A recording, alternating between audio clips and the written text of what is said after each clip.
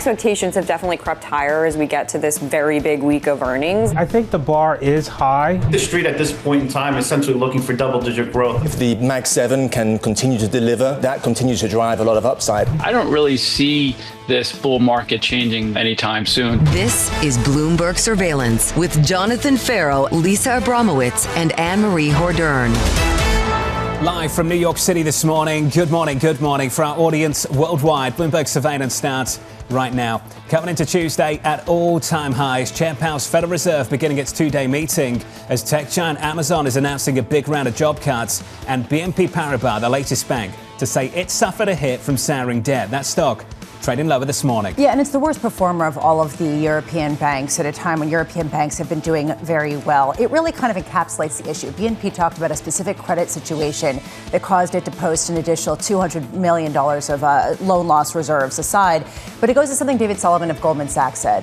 What's the difference between specific credit situations and systemic credit problems? Right now, it is really more of the former. It has not become the latter, and it won't unless there is a real kind of weakening in the global economy. David Sullivan speaking to Jamal Basechi over in the Middle East, really downplaying systemic risk, not credit risk. And I think you're right to draw that massive distinction. The other thing I'd point out this morning, most read story on the Bloomberg terminal today, BNP Paribas, why? Just echoes of 2007, those credit funds being shuttered back then. Anyone old enough to remember that?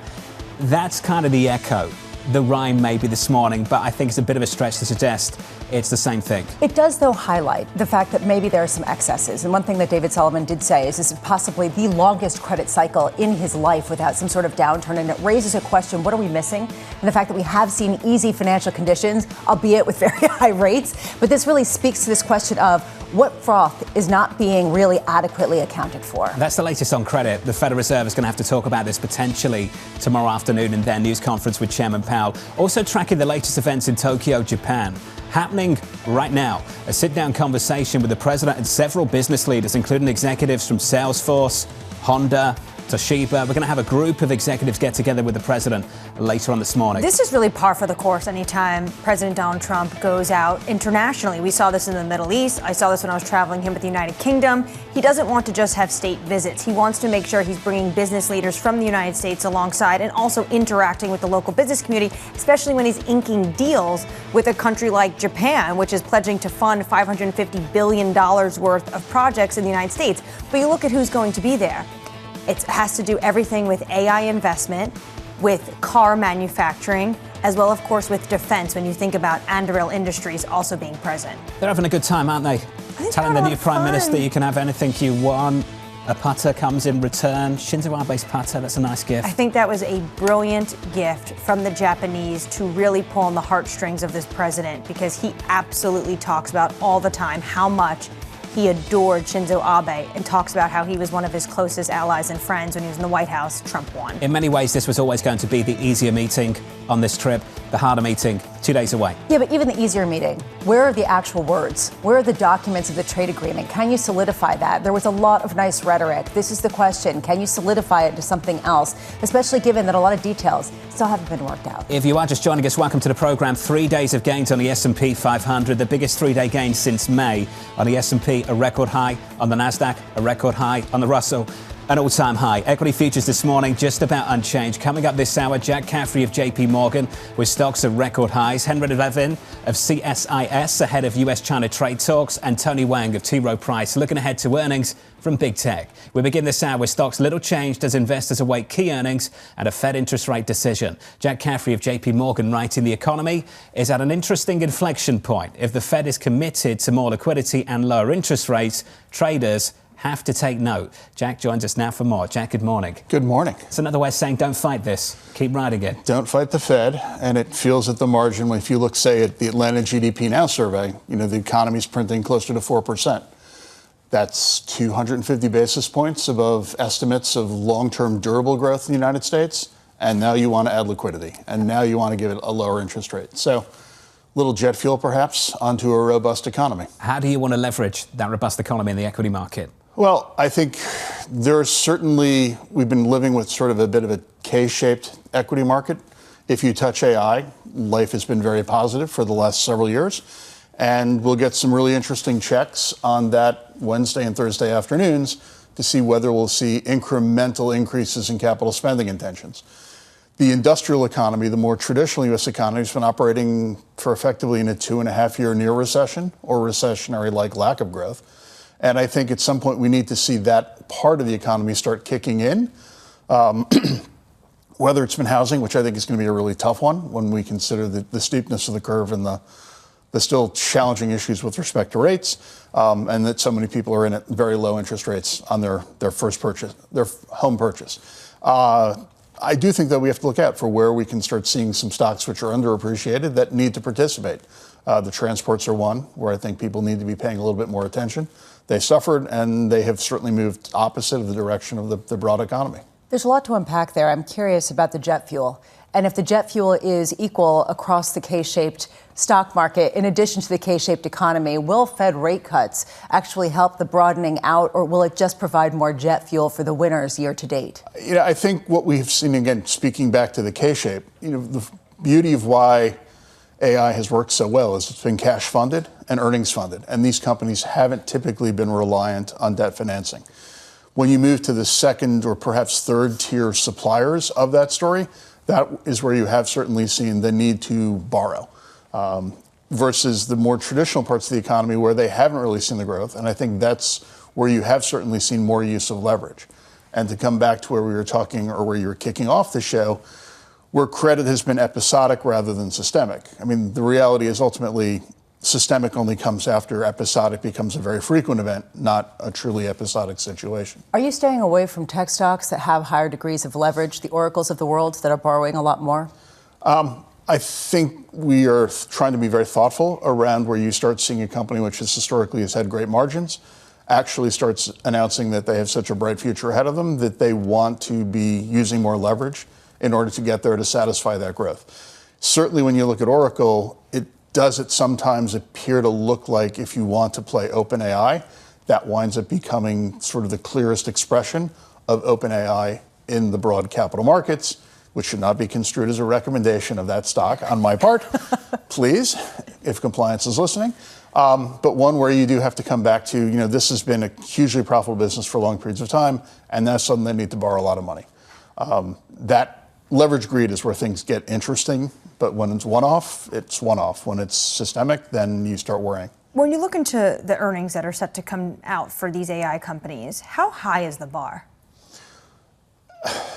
The great thing is U.S. companies are spectacular at managing their expectations to levels that they can wind up beating. And here we are, call it a week and a half into earnings, and you're looking at 8% upside on an earnings basis. I do think that it's really guidance that matters as you wind up working your way through. And to the extent you can announce a seemingly unexpected deal and get some warrants and have your stock go up 25%, that's not an earnings comment, but just this market's ability to be very positively surprised. Whether it was a 12% rally in a semiconductor maker who is seen as not being an AI play, said, wait, look at me, I can play this game too. A 20% immediate rally and closed up 11, 12%. This is a market that continues looking for good news and embraces it. The flip side is bad news, you're down 7 or 8%. So there is a lot of volatility under the surface. Following the Amazon news yesterday, I was reminded of a World Economic Forum survey that talked about how all of these AI companies are saying how, or a lot of companies are just saying how we're going to probably have to let go. Almost half are saying we have to let go employees because AI is going to take their jobs. Mm-hmm. Now that might be good for AI equities, but how do you balance that with how bad that could be for the economy? Yeah. The burden of having studied a lot of history is I try to go back to look for where I've seen experiences like that. And I recall at some point the United Auto Workers were facing off against Ford, and Ford talking about automation, and the United Auto Workers president saying, well, who will buy your cars if you fire all of us? So that is and remains a constant tension between a desire for greater efficiency and a desire for actual customers. I think that brings us back to, can we start seeing a continuation of the work that said that you were actually starting to create a lot more smaller and newer companies that actually wind up being the creators of jobs. The reality is big companies don't tend to create a lot of jobs. They tend to look to things like horizontal integration, horizontal mergers, and that comes with quote synergies, which is sort of a bloodless way of saying job cuts. So can we come back to creating more of an entrepreneurial opportunity set?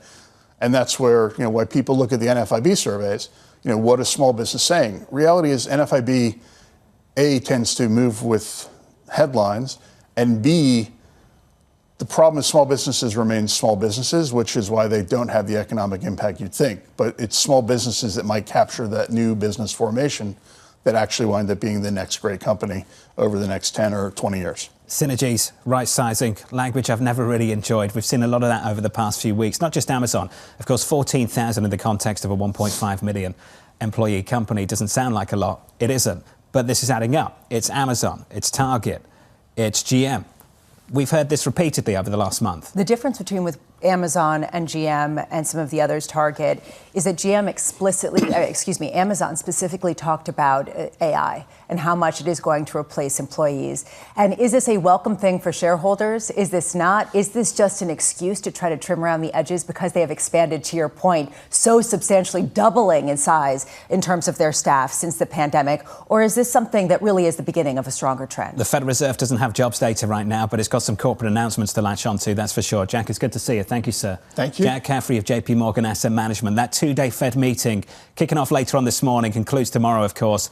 That news conference with Chairman Powell just around the corner. Let's give you an update on stories worldwide with your Bloomberg brief. Let's cross over to Yahara for more. Hey, Yahara. Good morning, John. President Donald Trump praised Japan's new Prime Minister Sanae Takaichi in Tokyo as the two signed vague documents on trade and critical minerals. Trump praised Takaichi for her plans to increase defense spending and offered, quote, anything you want to the country, which he said was an ally at the strongest level. Meanwhile, Goldman Sachs CEO David Solomon says there is no systemic crisis happening in credit. Solomon described recent losses at regional banks as idiosyncratic events, adding they serve as a reminder to stay vigilant. Wall Street has been plagued with credit concerns since the collapse of First Brands and Tricolor.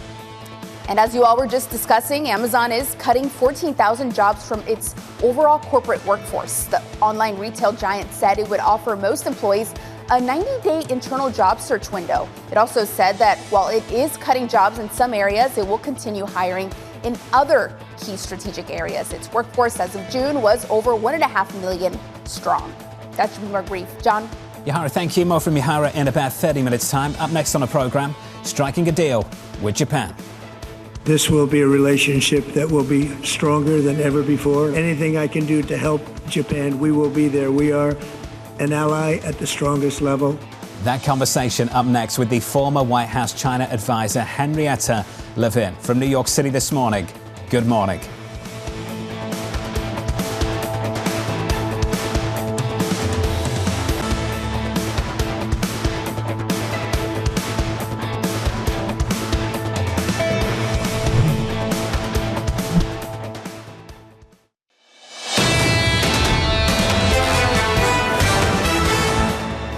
There really is something for everybody this week. Tech earnings. You'll hear from NVIDIA CEO Jensen Huang. If you miss him, you'll hear from him later this afternoon at 12 p.m.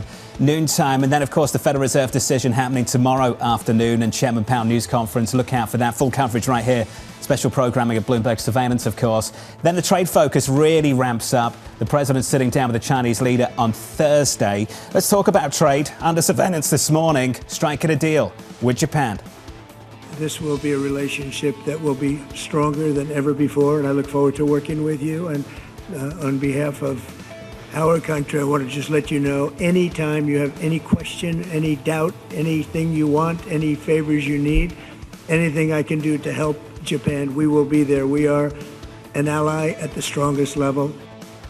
It's the latest this morning. President Trump and Japan's Prime Minister Takaichi signing agreements on critical minerals and trade ahead of his face-to-face meeting with Chinese leader Xi Jinping on Thursday. Bloomberg's Tyler Kendall joins us now live from Tokyo. Tyler, some very, very warm, kind words from the US leader to the newly minted Japanese Prime Minister. Do you expect a repeat of that on Thursday?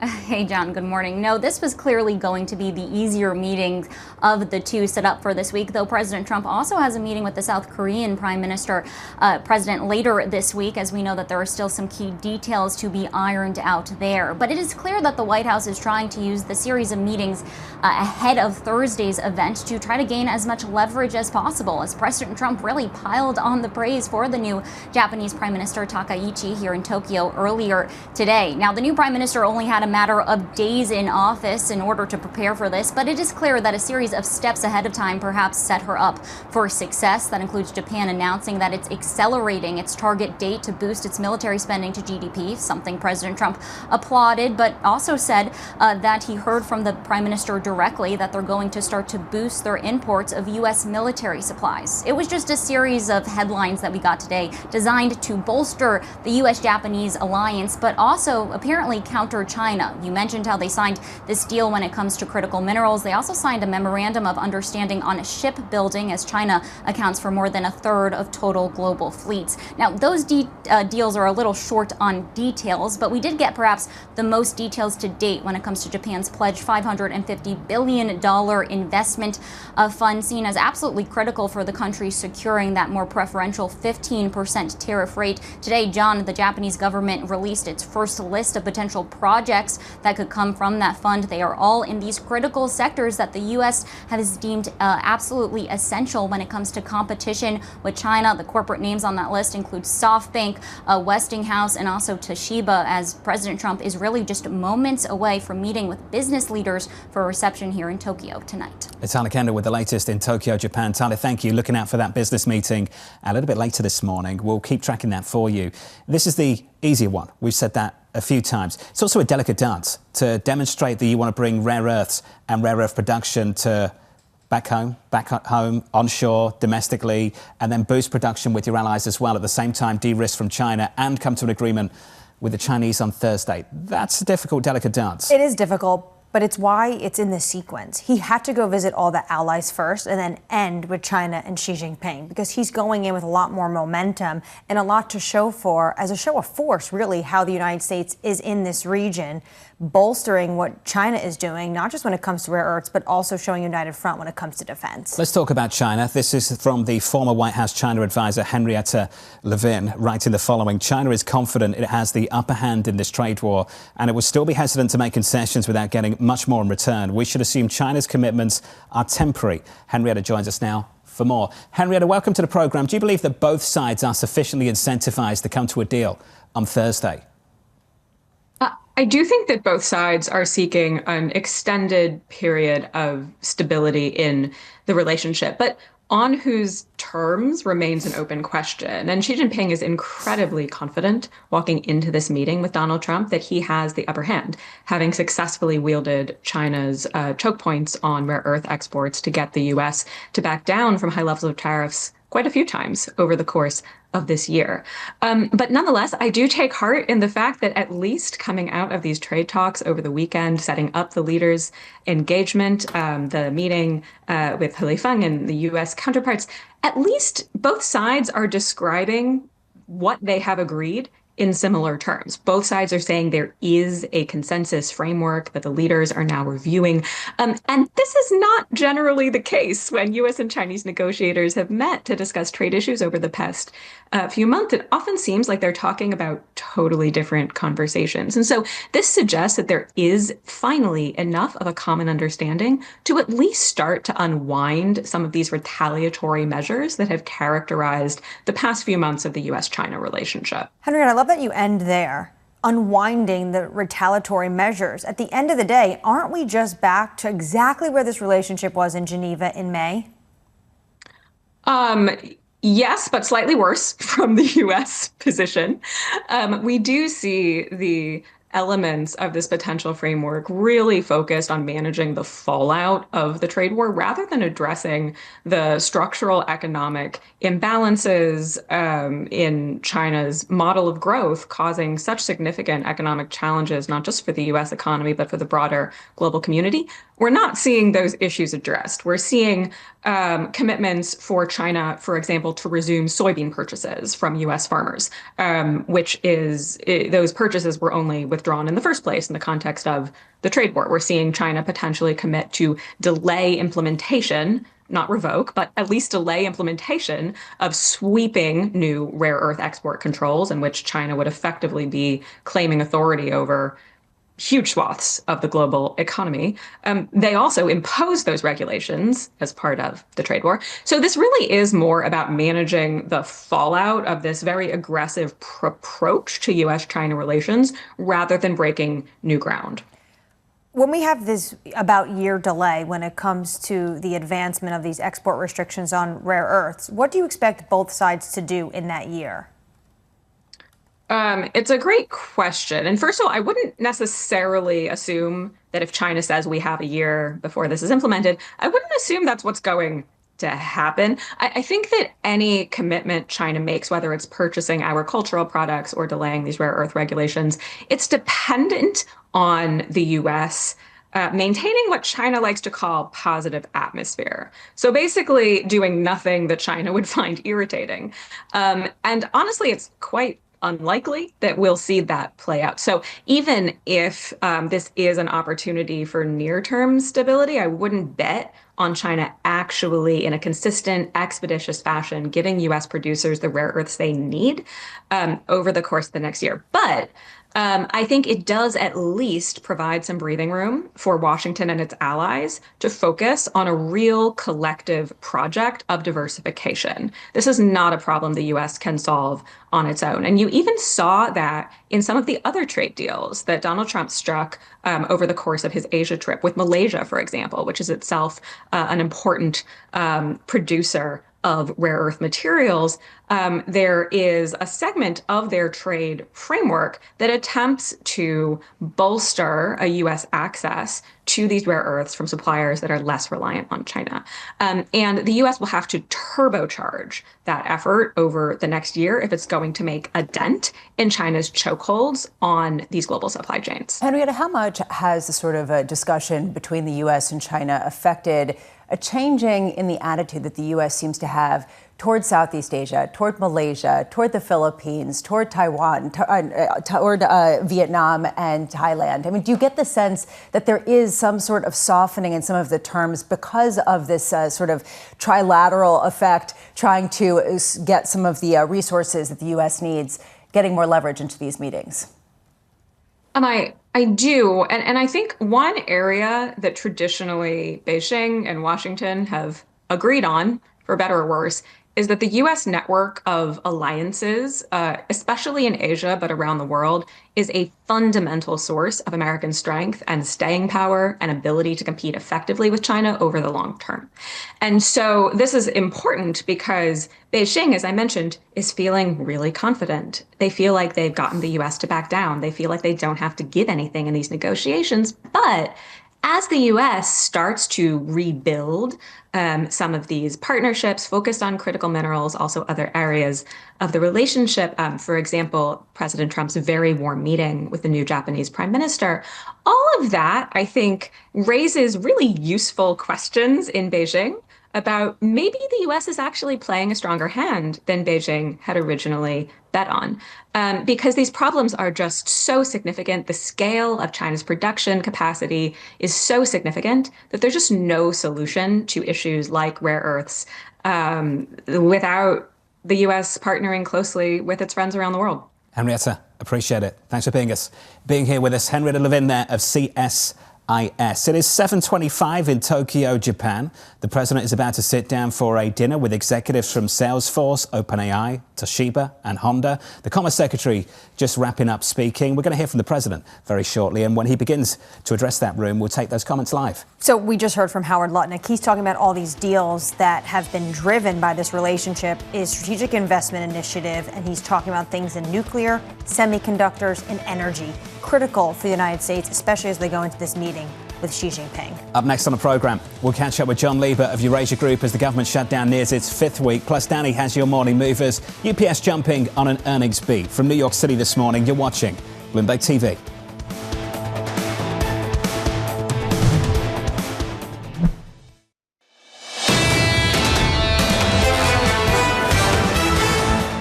The opening bell about 3 hours away. Equity futures on the S&P just about unchanged. All-time highs with some movers before the opening bell.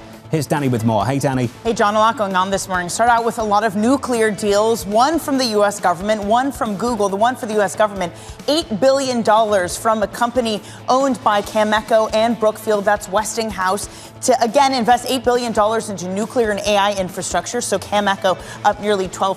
NextEra, that was a deal with Google to restart one of their nuclear projects to provide them energy. So those shares are up 3%. Meanwhile, some earnings to get through just in the past 30 minutes. United Health, a beat and a raise. Some confidence that finally this company that has been struggling can turn things around. It's had issues from C-suite drama to a tragic shooting of one of its branches alongside higher costs for pharmaceuticals. So those shares up 3.3%. Meanwhile, also UPS earnings, another positive one. And you can just see how much the street was surprised by how positive they were. It was a beat for them. Shares up 15.8% because UPS has been dogged by woes of higher tariffs, higher costs, meaning customers have been pulling back. They've rerouted their networks. Clearly that has worked. FedEx also rising in sympathy. Those shares up 3.5%, John. Danny, thank you. Appreciate it. Let's head back over to Tokyo, Japan, awaiting comments from the President of the United States. Let's listen in.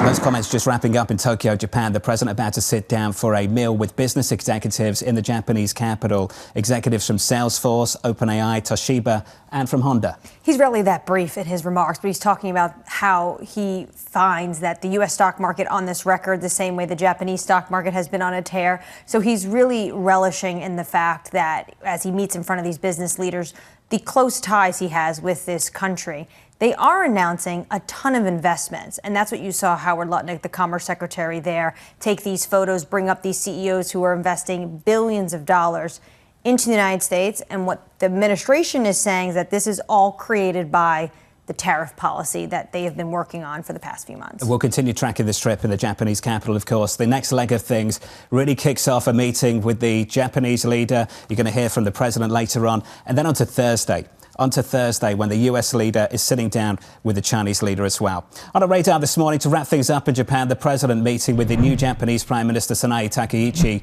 praising her plans to boost defense spending and offering her anything you want to strengthen diplomatic ties. Elsewhere, BNP Paribas falling after taking a $1.05 billion hit from loan losses in what the bank is calling a specific credit situation. Meanwhile, Goldman Sachs CEO David Solomon downplaying the credit concerns, saying he sees no systemic risk in the market. And finally, Amazon announcing a major reduction of 14,000 corporate roles, giving most impacted employees 90 days to seek a new internal position. Amazon will continue hiring in key strategic growth areas, particularly those focused on AI. That's the latest on our radar this morning. Turning to politics, Vice President J.D. Vance reportedly expected to meet with Senate Republicans on Capitol Hill later today as the government shutdown nears its fifth week. John Lieber of Eurasia Group joins us now for more. John, welcome, sir. We had a guest on a programme that said maybe you've got to wait until the end of November. What are you looking at in the calendar that suggests it might come sooner? Yeah, there's a couple deadlines coming up that I think are going to start putting a lot more pressure on Democrats, in particular in the Senate, in order to end the shutdown. And the biggest one is SNAP disbursements. So food stamps, people are going to start missing payments for food stamps, which means they aren't going to be able to use the program to buy food for their families. And I think that's going to be a pressure point that starts to really increase and ratchet up pressure on Democrats to end this. Because, you know, as we've discussed before, I think that there are policy losses here that Democrats really care about. And those policy losses start mounting as time goes on. So by the end of the first week in November, you're going to start to see some real pain from the government shutdown that you just haven't seen to date. There's already talk about air traffic control, controllers starting to miss paychecks and starting to be hurt by this. And those costs just keep going up. For what benefit? There doesn't seem to be much benefit coming out of the shutdown. And I don't think that dynamic, the benefits really change over time, but the costs certainly go up. But John, what's the strategy? Will Democrats decide to vote to reopen the government, or are they going to do these rifle shot bills, these one-off funding bills to, say, pay essential workers or give the money needed for SNAP? They'd like to do the rifle shots, and some Republicans like that approach as well. But I think that this is really all about healthcare, and that's where the Democrats have hung their hat in the shutdown, and that's the issue that's going to help them, give them the cover to resolve it. So I don't expect you'd see any of these narrow bills that reopen parts of the government pass. I think that most Republicans recognize that's a losing strategy for them, or believe that's a losing strategy for them. Senator John Thune was out saying something like that last night, even though he previously endorsed the idea. And I think that the Democrats are dug in here. They have a strategy. They say this is about healthcare. They say this is about restoring some of the cuts to the government, and that's ultimately going to be their path out. But they need, I don't think they're going to get a deal done by the end of this. They'll probably get some promises to get a deal done, and then they'll reopen the government within the next, call it 7 to 14 days. Some key elections we have next week: mayor race in New York, governor races in New Jersey, Virginia. Then you have Proposition 50 on the ballot in California. Do these affect the government shutdown?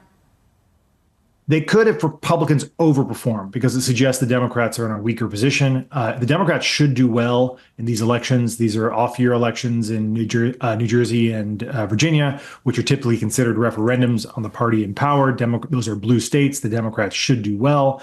If they do less well than anticipated, that I think would weaken the Democratic position on Capitol Hill. It'll send them a message that politically they're weaker than they thought and they need to try a new tactic. If they overperform and do quite well, then it gives them some tailwind and tells them that their tactics are working, that they're actually weakening the Republicans and they're weakening Donald Trump. And if that's the case, then I would expect they would dig in a little bit more. John, how do you pair the sort of split screen of Washington, D.C. shut down at the same time that President Trump is doing international diplomacy? How connected and how much does that resonate domestically with some of the deals that are being struck in places like Malaysia and Japan? Yeah, it's notable because they really don't seem at all connected. It's like Trump's living in a totally different world and playing a totally different game than the Democrats are. And he continues to kind of create his own reality this way by just going about business as normal. He's knocking down the East Wing. He's doing business deals in Japan. He claims he solved another war while he was overseas. And so he's just doing his thing, and it's almost as if the government shutdown doesn't matter to him at all. And I think that's a telling sign of the Democrats' weakness here, because I don't think Trump cares all that much.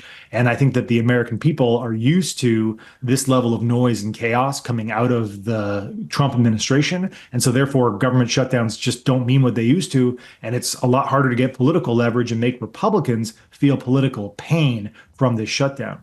To that point, John, I mean, are we seeing anything in the polls that are seeing that are speaking to this blowback by popular opinion to Republicans, or is it essentially just anger at Washington, D.C. for perpetual dysfunction? Yeah, as far as I can tell, there's been a mild softening of Donald Trump's approval ratings. But I think, again, he's playing by a different set of rules. And I just don't think this affects him all that much. The last poll I looked at on this suggests both sides are seeing their approval ratings go down. But, again, this doesn't matter politically. I think in 12 months, we'll be fighting over something else. And the government shutdown is going to be in the distant rearview mirror. And it won't matter at all electorally. It'll just be a weird historical oddity that we had this long shutdown. John, when we look to what else we have to wait that potentially impact policy coming out directly from the Trump administration, the tariff policy, how are you preparing your clients for the Supreme Court decision on IEEPA? Yeah, the IEEPA decision is one of the more important catalysts on the calendar. As far as I can tell, there's no legal consensus around this thing. And we've heard all manners of opinions about what the court might do, from the court will adopt the lower court's argument and strike this down, to the court is likely to affirm the president's executive powers, to somewhere in between, where the court could strike down some aspects of this. It could leave in place other aspects of this. We've heard if the court does strike this down, it may not issue refunds. It may force the refunds to go through lower courts. So I think there's no legal consensus. I think for our clients, what we're telling them is that the Supreme Court has tried to minimize disruptions to business activity, and that's what we'd expect no matter what they decide, which means we think refunds are probably either unlikely to be granted by the Supreme Court, but allowed to be petitioned through the lower courts, which means they will be time consuming. And we also think that if the tariffs are struck down, the administration has ample other tools to rebuild at least part or most of this tariff wall through Section 122 of a separate trade act, which allows them to put in place 15% tariffs universally for 150 days, which they can do while they start to do separate 301 investigations into unfair trade practices, meaning that over time, they can reassemble the tariff wall against China, against Japan, against Vietnam, against the U.S.'s larger trading partners. They're not going to get to, the Seychelles and other countries that are paying tariffs that don't matter right now. But all the U.S.'s big trading partners are going to face eventually this new tariff wall. I think the Trump administration is behaving in a way that suggests they aren't that concerned about this court case. And I'm not exactly sure how to interpret that. I don't see how slapping a 10% tariff on Canada because you didn't like an ad that the Ontario premier put on during the World Series equates to an international economic emergency. So it does look like the administration is making this very difficult for the court to uphold their usage of this law. And to me, that suggests they're probably going to strike down broad parts of this. John, appreciate it. A notable last point there. John Lieber there of Eurasia Group. Two notable developments in the tech world as well. So let's start with the first one. PayPal and OpenAI coming to some kind of payments partnership. That stock is up big time in a pre-market high by 13%. That's the first note. The second one, on that dinner with the president in Tokyo, Japan, a notable attendee, Apple's Tim Cook arriving at that dinner as well. That one unexpected. Unexpected, and also what immediately comes to mind is that Tim Cook has learned his lesson on how to deal with the Trump administration. I was with the president in the Middle East, and every single speech he gave, he would point to his quote-unquote friend in the audience, Jensen Huang, and said, another friend of mine, Tim Cook, where is he? He didn't show up.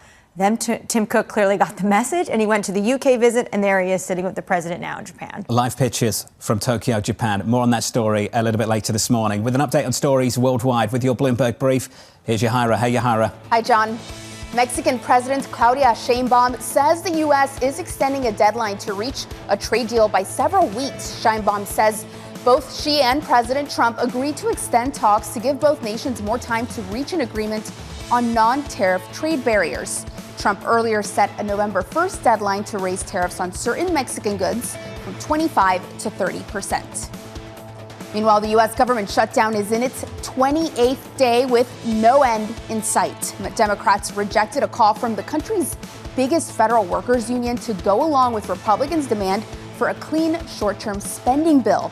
Most federal workers missed their first full paycheck last Friday. Shutdown is the second longest in U.S. history. And Hurricane Melissa is heading toward Jamaica as a powerful Category 5 storm, the island's worst storm ever. The U.S. National Hurricane Center said Melissa's winds are likely to cause, quote, total structural failure. Jamaica's prime minister said residents in flood-prone areas should be prepared to flee, given the high risk of complete displacement and loss of life. That's Bloomberg Brief. John. Yahira, thank you. Appreciate it. More from Yahira in about 30 minutes' time. Up next on the program, Max 7, Momentum. I mean, the earnings season so far has been amazing, right? 87% of beats, we're running at 10% growth year on year. I think if the Max 7 can continue to deliver, that continues to drive a lot of upside. A big 2 days coming up for earnings, Wednesday and Thursday. We'll get you a preview with Tony Wang of T. Rowe Price. Live from New York City this morning. Good morning. You're watching Bloomberg TV.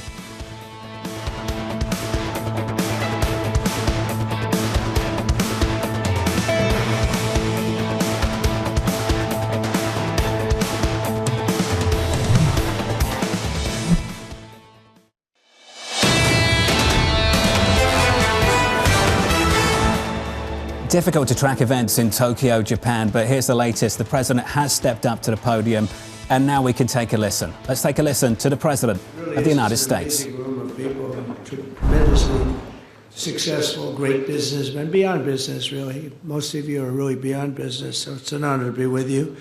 We had a long day, a long couple of days. We were in Malaysia. We're celebrating a great end to a war that could have happened. It was a big deal. I won't bore you with the facts, but we ended 8 wars in 8 months, and I think there's another one coming. I thought the one coming was a lot easier than the Middle East. We did great with the Middle East, but with Russia, I thought that was going to be an easy one, Ukraine, Russia, because of the relationship with President Putin. But that didn't work out too well so far, but it will. We'll get it done too, but it'll be... That'll be number 9. I think that's just about it. If anyone starts, I think generally speaking, I'll end it. Otherwise, a lot of people die, and we don't like that. But I want to thank our outstanding ambassador, George Glass, who you just heard from. Thank you, George. And his wife, Mary. Mary, thank you very much. Great job. This is such a great group of people that you put together. I'll be meeting with President Xi the day after tomorrow. I'm going to a wonderful place where I think a lot of you may be going. We're going to be meeting tomorrow at a very fantastic meeting. Who's going tomorrow? Is anybody going that I know in this room? I think a lot. Tim, are you going? Maybe? You're not. You mean you came here for this? And you're just going back just like that? Huh? Well, we'll be going to South Korea, and then on the following day, a meeting with President Xi, as you probably heard. I'd be surprised if anybody didn't hear. That's a big meeting, and I think it's going to work out very well, actually. I think it's going to be great for everybody. But I also want to recognize people that have been doing a fantastic job. Our cabinet, we have a lot of members here tonight. Secretary of State Marco Rubio. Where are you, Marco? Stand up, Marco.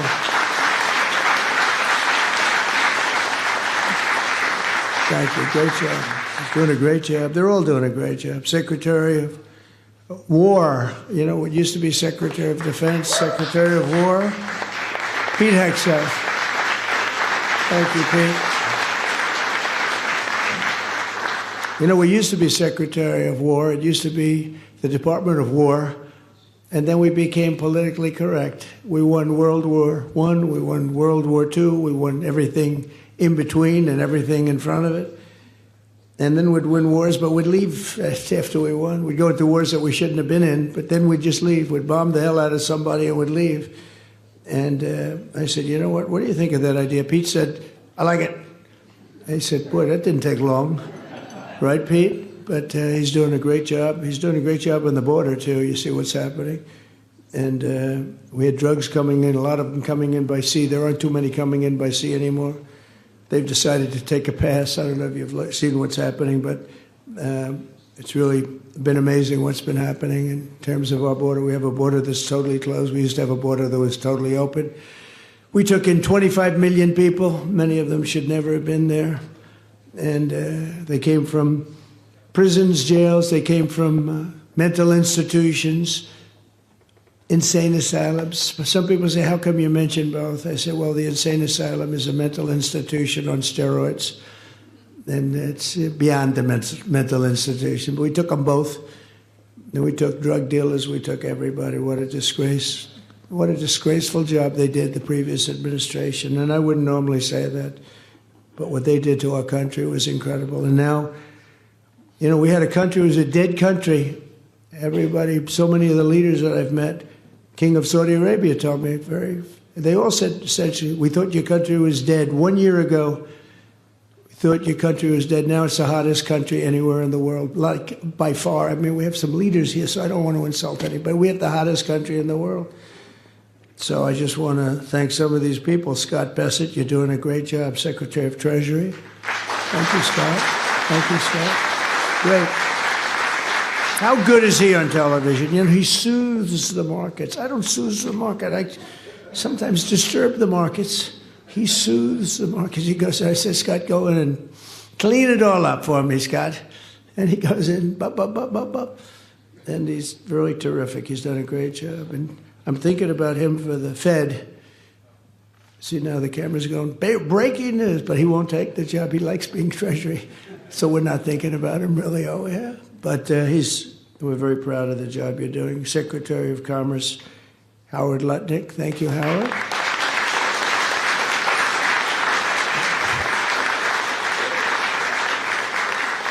We just did, I guess it's about 518 billion in the other room. We were a little bit short of 500, and then we had a couple of people that just announced, including Toyota, 10 billion, going to open new car plants throughout the United States, a lot of them. And it's great because of the tariffs and because of the November 5th election, I think both. But the tariffs have been tremendously helpful in terms of national security, the national security for our country. And a lot of the wars that I stopped were because of tariffs. And frankly, I did a great service to the world, but because of tariffs, because of trade. If you look at India and Pakistan, they were going at it. 7 planes were shot down. 7 brand new, beautiful planes were shot down, and they were going at it, 2 big nuclear powers. And I said to Prime Minister Modi, and I said to the Prime Minister, a very nice man, a very good man, and the Field Marshal over in Pakistan, I said, look, we're not going to do any trade if you're going to be fighting. No, one thing has nothing to do with the other. I said, it has a lot to do with the other. 2 nuclear powers. We get that nuclear dust all over the place. All of you are affected, right? And we said, no, we're not doing any deals if you're going to fight. And within about 24 hours, that was the end of that. It was amazing, actually. And we've done numerous like that.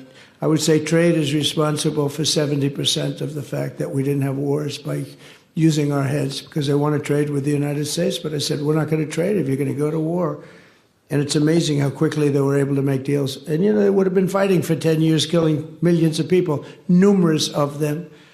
So we're very happy about that. But I also want to say that U.S. Trade Representative Jamieson Greer's, like, he's really fit. Where is he? He leaves everybody happy.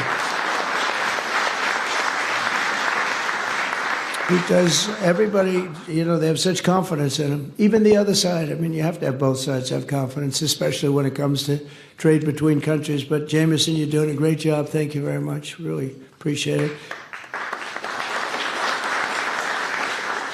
And we had a phenomenal day here in Japan with a momentous trade deal. We made a big, beautiful trade deal for both countries. In fact, to the best of my knowledge, I think Japan also had their best stock market day ever. So your new prime minister is doing very well. First female, first woman prime minister. And I said, you already hit the highest stock price you've ever hit. So she's very happy. And we spent the whole day together. It was beautiful. And she's great. We went out to the USS George Washington, the SS George Washington. It was really great. The sailors and a lot of others, we had a lot of people, a lot of military people were there, but boy, that was some scene. It was incredible. You wouldn't believe that a ship could hold that many people. But I just want to say that she is a delight, and I think she's going to be a great prime minister. I really do. I got to know her pretty well in a short period of time. She was a very good friend and ally of Shinzo Abe, who is a friend of mine, one of my best friends in terms of this world, the world of nations. And he was a great man, and he got, unfortunately, what happened to him was sad, very sad. But he was a great leader, and we miss him very much. But a fantastic tribute to the U.S.-Japanese alliance aboard that ship today, USS, think of it, USS George Washington. It's the only ship that just doesn't come back to the United States. It stays here. And it's very proud. This is our largest military contingent, Pete, I think like 66,000 soldiers, Navy and others. So this was a fantastic day. The level of excitement and enthusiasm, it's so easy. People say, how do you speak in front of that many people and enjoy it? When you have so much love, there's such love. There was such love on that ship. It's really easy to do. They don't understand that. It's easy to do. But tonight I'm more confident than ever that the friendship between the United States and Japan is strong as it can be. And it's thriving, it's prosperous, and it'll soon be, I think, greater than ever before. And we had 4 great years. We had the greatest economy in the history of our country, but we're blowing it away this time, to be honest with you. We're blowing it. We had 4 great years. As you know, we had the 1-year deduction. I call it the 1-year little deduction, like you can deduct every single thing. Nobody ever thought that was possible. That beats 38 years, right? But now we did it for a period of 10 years instead of a period of 1 year. It's much stronger. And you can deduct structures. And for the people, you have no tax on tips, no tax on Social Security. Think of it, no tax on overtime for your workers. And it really covers everything. The great, big, beautiful bill. We got everything done. I said, let's get it all done. A lot of people want to do it little, small pieces, like 9 of them, 12 of them. I said, put it all into one bill, and if we get it done, we're done for 4 years. We don't need anything more from Congress in terms of that, right, Scott? We got it all done. It was a little risky, but because if we didn't get it done, I don't know. Who knows what would happen with these radical left lunatics that we have to deal with. But we got it all done, and now we're set, and you're set. The investment in this country is set. You have all that you want. The people in this room are the living embodiment of the U.S.-Japanese economic partnership that together we're taking to even greater heights. It will, I think, never be like it is now, but it'll get even better if that's possible. I especially want to thank Japanese companies, SoftBank. I think Masa is here. Where's Masa? Yeah, I played golf with this guy last week. He sank every putt, every putt. We played with Bryson DeChambeau. We had a great match. And the great Gary Player. Gary Player's 90 years old and he shot 70. Is that right? That's right. We won the tournament. We had 36 teams and we won the tournament. And we didn't cheat either. You know, a lot of those teams cheated because I know how they play, and they did not shoot those scores. But I think we got, well, it helped to have Bryson hitting a ball 400 yards. You know, it's always nice to have. I said, I'll take Bryson on our team. But we had a great time, and you played great, and you putted very well, and I appreciate it because I now have an extra trophy on my desk, and I like that. Yes, please. That's right.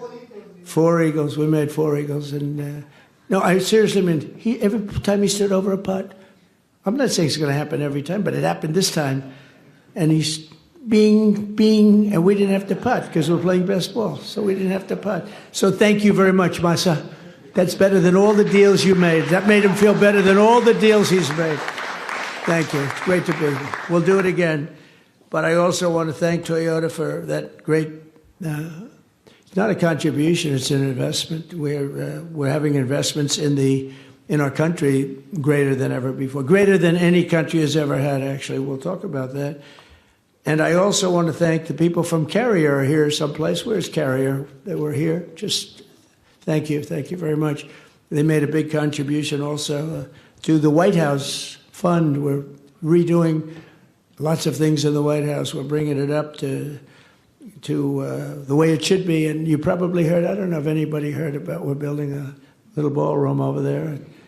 People are loving it. Now they're loving it. It took them a little while to understand what was going on, but now we actually got an editorial from the Washington Post and from the New York Times saying, you got to build that ballroom. I couldn't believe it when that happened. Look, they're back there right now. They can't believe I'm saying good things about them.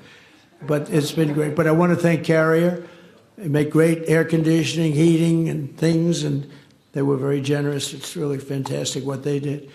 And with the help of many of you here tonight, almost all of you, the only people that haven't done anything snuck into the room because I think you're all here because of what you've done. And so if there's anybody that hasn't done anything, please raise your hand and we'll throw you the hell out of here, okay? But Japan is already America's 6th largest trading partner, and I think as of today that's gone up probably 2 notches, and the #1 source of foreign direct investment. And so they're very happy because, as goes our market, so many countries, they invest in the United States, but we've never had anything quite like what's happening. And I think it's going to get better. I can say it now. So we have over $17 trillion of investment in 8 months. And I think by the time we go to the 12-month period, we'll have over $20 or $21 trillion invested or to be invested. Very importantly, I mean, the money's coming in, and a lot of it's commitments that are incredible. Tim Cook is doing, I think, like $600 or $650 billion, right? Think of it. You've done more than the entire group here. We raised $518 billion, and there's one man sitting here at $650. But good, and everything, they're treating you great, right? We give them fast permits. We give everybody fast permits. No more waiting 20 years before you get rejected. You know, that used to have a process. I know a couple of people, they started a process when they were young men. Now they're old men and they got rejected. Can you imagine? They devoted their whole life to getting a couple of permits. One of the things I did that's really helping AI because of the massive amount of electricity that they need is I said, you build your own power plant if you'd like. So far, everybody said, we like. But at first, they weren't doing it. I said, I wonder why. Because they didn't believe me. They didn't believe they were actually getting this. You know, we have a grid that's like a lot of grids, it's old. And nobody ever said that we're going to be, doubling. You have to double or triple the amount of electricity that we currently have. As an example, in the United States, you have to triple it, but double it at a minimum, but really triple it in order to take care of just AI. Can you believe this? More than double what we have currently. So for all of that, we have to more than double it. And I said, well, that's not, something you can do from the grid.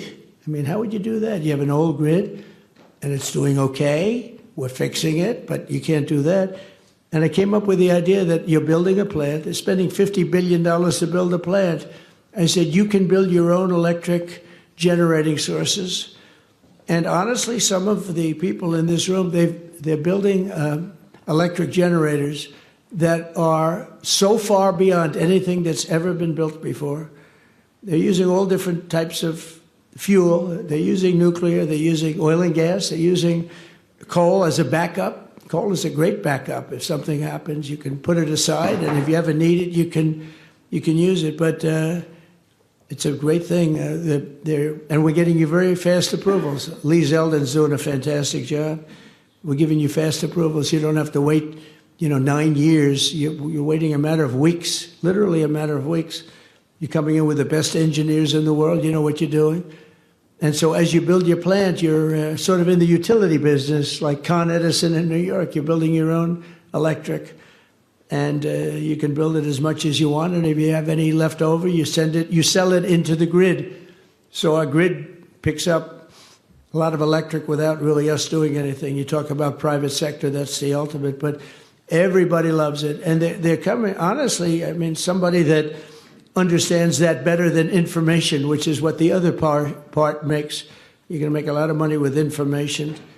And but somebody that really does understand the generation of electricity, the kind of plants that are being built are unbelievable. They're far beyond anything being built in terms of your regular utility companies, which, it's sort of an older business.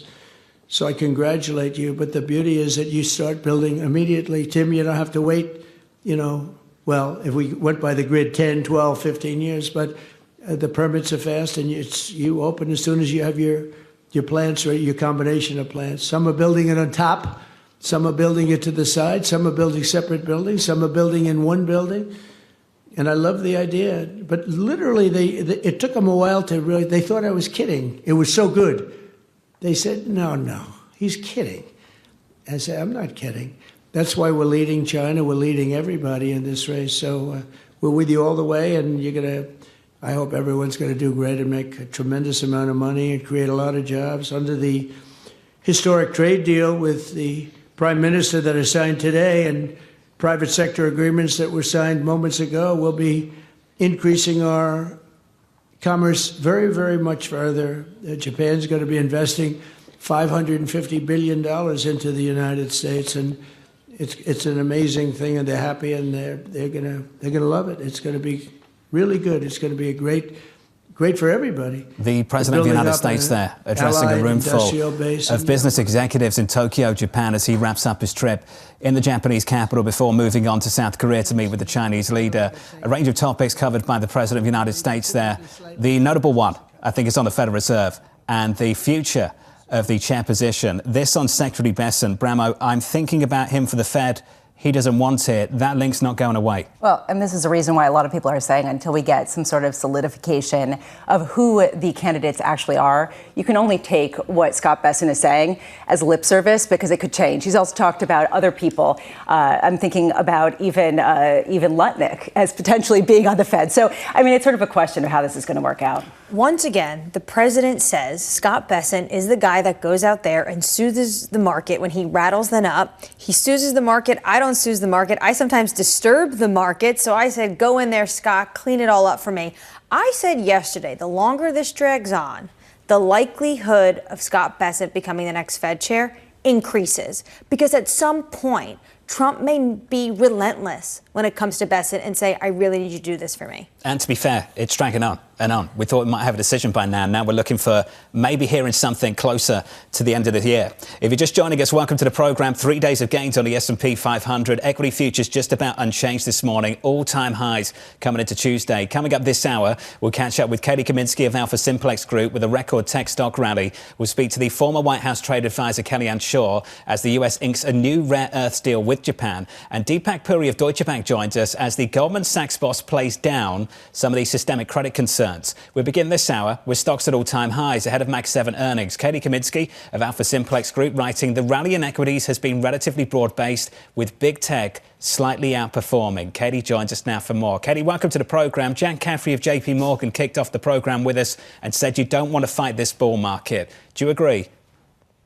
I'd have to agree. And actually, you have to start asking yourself the question, what are the things that could be a sort of a stop for this big rally that we've seen? And there isn't anything that's obvious. I think I am watching, though, what Fed commentary will be this week, just given the fact that we don't have data for future meetings. So I think that is one potential curveball. But in general, earnings are good, growth is good, and the trend has been very strong from a technical perspective. Katy, that's the equity market. The equity market's pricing in a rebound in economic growth. I wonder what you think the bond market is pricing, because this rally, particularly the long end, coming out of the summer, has surprised many. What do you think explains it? Well, I think, bonds have really been focused on sort of potential rate cuts and seeing more accretive inflation data is also very positive for bonds, especially on the long end. I think an interesting point is we haven't seen a steepener. We've seen sort of a pause in that particular move in bond movements, which means basically that you're seeing a flatter yield curve. So I think bonds are very focused on rate cuts, and that has been pretty consistent. But trend signals have not been very good at timing those moves in bonds, and there haven't been sort of very strong themes to follow, except for that bonds have been slightly up. So I'd say it's still a little tricky to trade bonds this year. Katy, it's been tricky to track the correlations. Everything seems to be rallying at the same time. Stocks, bonds and precious metals too, until very, very recently when the gold trade started to unwound. Do you see that as an isolated story in its own asset class, or does it speak to something else happening somewhere? Well, I think gold is something we really should watch because it's the only thing that's telling us something interesting right now. I think, you've seen this very strong gold theme for the past couple of months, and you have to start asking yourself how much of this is an overextended rally and, deleveraging out of sort of what has been a very profitable trade, and how much of it is a shift in sentiment about concerns. Because I often see gold as something that people use to hedge their concern for things like inflation. And, the recent moves in gold could give you pause that something might be changing that we haven't really understood yet. Well, what could be changing? Is the market just feeling better about the geopolitical situation and the trade narrative coming from the Trump administration? I think that's the case. So maybe it's a change in sentiment, but it also could be, and this is the one kind of wild card question, is like, let's say that we have a little bit of a pause from the Fed that would affect real rates, which also affects gold prices. So I think, gold is an interesting one. It's the only thing that's kind of moving in a different direction right now. So some of it could be sentiment drifting more positive. That means everything's kind of in the same direction. But, we'll have to see. It is something to pay attention to. Katy, there's a lot of catalysts just in this week alone. We have tech earnings, the Fed meeting, and of course, the president sitting down with Xi Jinping. What are you most acutely focused on? I would say I think the rhetoric around China has been very important. I mean, you saw those moves. It has the ability to move the market. And it is a theme that the market has been concerned and focused on. I mean, obviously earnings are important, but I think, some resolution of some of the volatility we've seen around that has been received very positively by the market. So I think that's something we're watching. We're also seeing in commodities, take a look at soybean prices, for example. And so you could see, other moves as a result of that particular discussion. Katy, dangerous territory for me to ask this question and to wrap up this conversation with it. Is there a credible bear case going into 2026? And if there is, what is it? I think this is a really hard one. And, I love to be a bear, but you're not seeing it in the data right now. And I think gold was one of the themes that was a little bit of a hedge position, I'd say. So I'd say right now, there's really very little signals that suggest a bear move. I do think the Fed potentially pausing due to lack of data could, kind of cause some stress for the markets. Is it a bear case? I'm not sure. We'll just have to see. But you're right. There's not a lot of bear signals out there. Katy Kaminski with the latest. Katy, thank you. Appreciate it. Katy Kaminski there of Alphasimplex Group. If you're just joining us, welcome. Equities coming into Tuesday at record highs. Several key events for this week. Earnings, of course, tomorrow after the closing bell. Likewise on Thursday, in between a Federal Reserve decision. That happens tomorrow afternoon. And a news conference with Chairman Powell. Of course, no forecast this time. Difficult to forecast when you don't have the data anyway. The next round of forecasts come in December. But the build-up continues to that big meeting over in South Korea between the Chinese leader and the President of the United States. Up next, before we get there, cutting a deal with Japan. This will be a relationship that will be stronger than ever before. Anything I can do to help Japan, we will be there. We are an ally at the strongest level. Up next, we'll catch up with the former senior White House trade advisor, Kellyanne Shaw, live from New York City this morning. Good morning.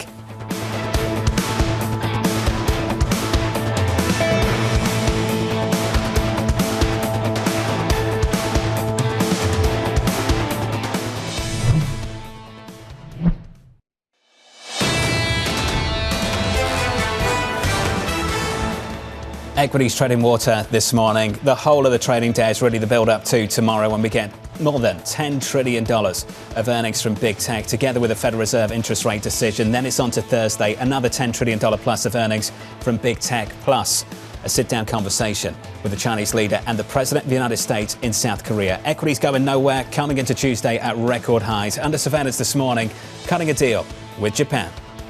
This will be a relationship that will be stronger than ever before, and I look forward to working with you. And on behalf of our country, I want to just let you know, anytime you have any question, any doubt, anything you want, any favors you need, anything I can do to help Japan, we will be there. We are an ally at the strongest level. So here's the latest this morning. President Trump and the Japanese Prime Minister signing deals on critical minerals and trade ahead of that big bailout. The meeting between the Chinese leader Xi Jinping and the President of the United States. Joining us now is Tyler Kendall, joining us now from Tokyo. Tyler, just tracking that conversation the President was having with business leaders in Tokyo, a standout conversation, I think, for us was on Secretary Bessent and the future of the Federal Reserve. Tyler, I know that's a bit of distraction, given that we're focused on trade, but what did you make of those comments? Well, John, it was interesting to hear President Trump suggest that he is still at the top of his personal list to lead the Federal Reserve, but that, as Treasury Secretary Scott Bessent has told us reporters before, he thinks that he currently has the best job in the U.S. and isn't interested in the position. I was pretty struck by President Trump's own comments, saying that he enjoys when Bessent goes out and soothes the markets, while he himself acknowledges that he disturbs the markets. Kind of a moment of chuckle there among the attendees in the room, as President Trump really was trying to establish his ties with this business community that has assembled here in Tokyo amid these planned investments. The economy, of course, top of mind, as President Trump himself told them all that they must be happy when they're watching the stock market. Tyler, what are we expecting next from the president? He's wheels up this evening. What are you focused on? Right, exactly, Annmarie. Well, we're still getting some of the bits and pieces from his trip here in Tokyo as he concludes his visit, including on these planned investments from those companies that are in the room. This pledged up $550 billion investment fund. It really feels like the White House is trying to gain as much leverage as possible as it heads into these negotiations with China on Thursday. President Trump himself telling the business leaders in the room that he thinks he's prepared for a very good meeting, in his own words, as we know that both sides are trying to bolster their own positions. While we've gotten some positive indications really from everybody, from U.S. officials to Chinese officials, I will point out that China is doing the same thing the U.S. is doing leading up to this meeting. Just this morning, we saw China ink a pact with trade negotiators in the ASEAN summit with these countries in Southeast Asia, which mirrors really similar to what we saw President Trump do with leaders in Cambodia, Thailand, and Malaysia as well. So I'm keeping my eye on how both sides are trying to boost their leverage, even as it appears that trade tensions are simmering.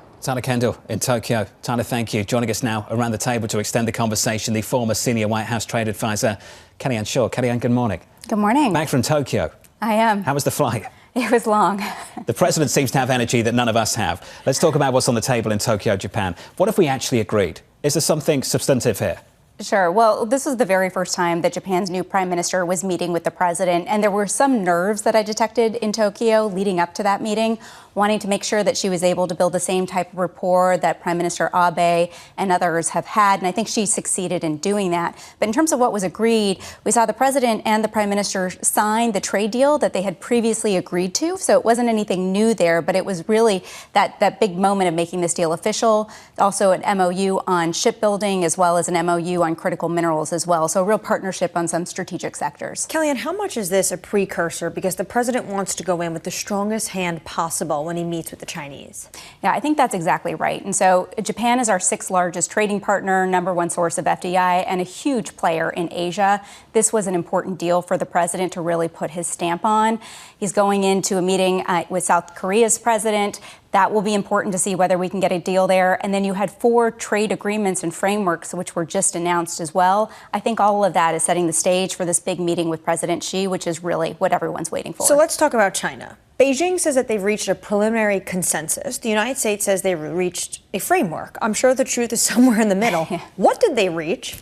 So we don't know exactly. What we do know is there are pieces that were agreed to. And so over the last several months, U.S. and Chinese negotiators have been working on text, this framework agreement that they've been talking about. The pieces that fell into place were a delay in the rare earth export controls up to potentially a year, according to Secretary Bessent.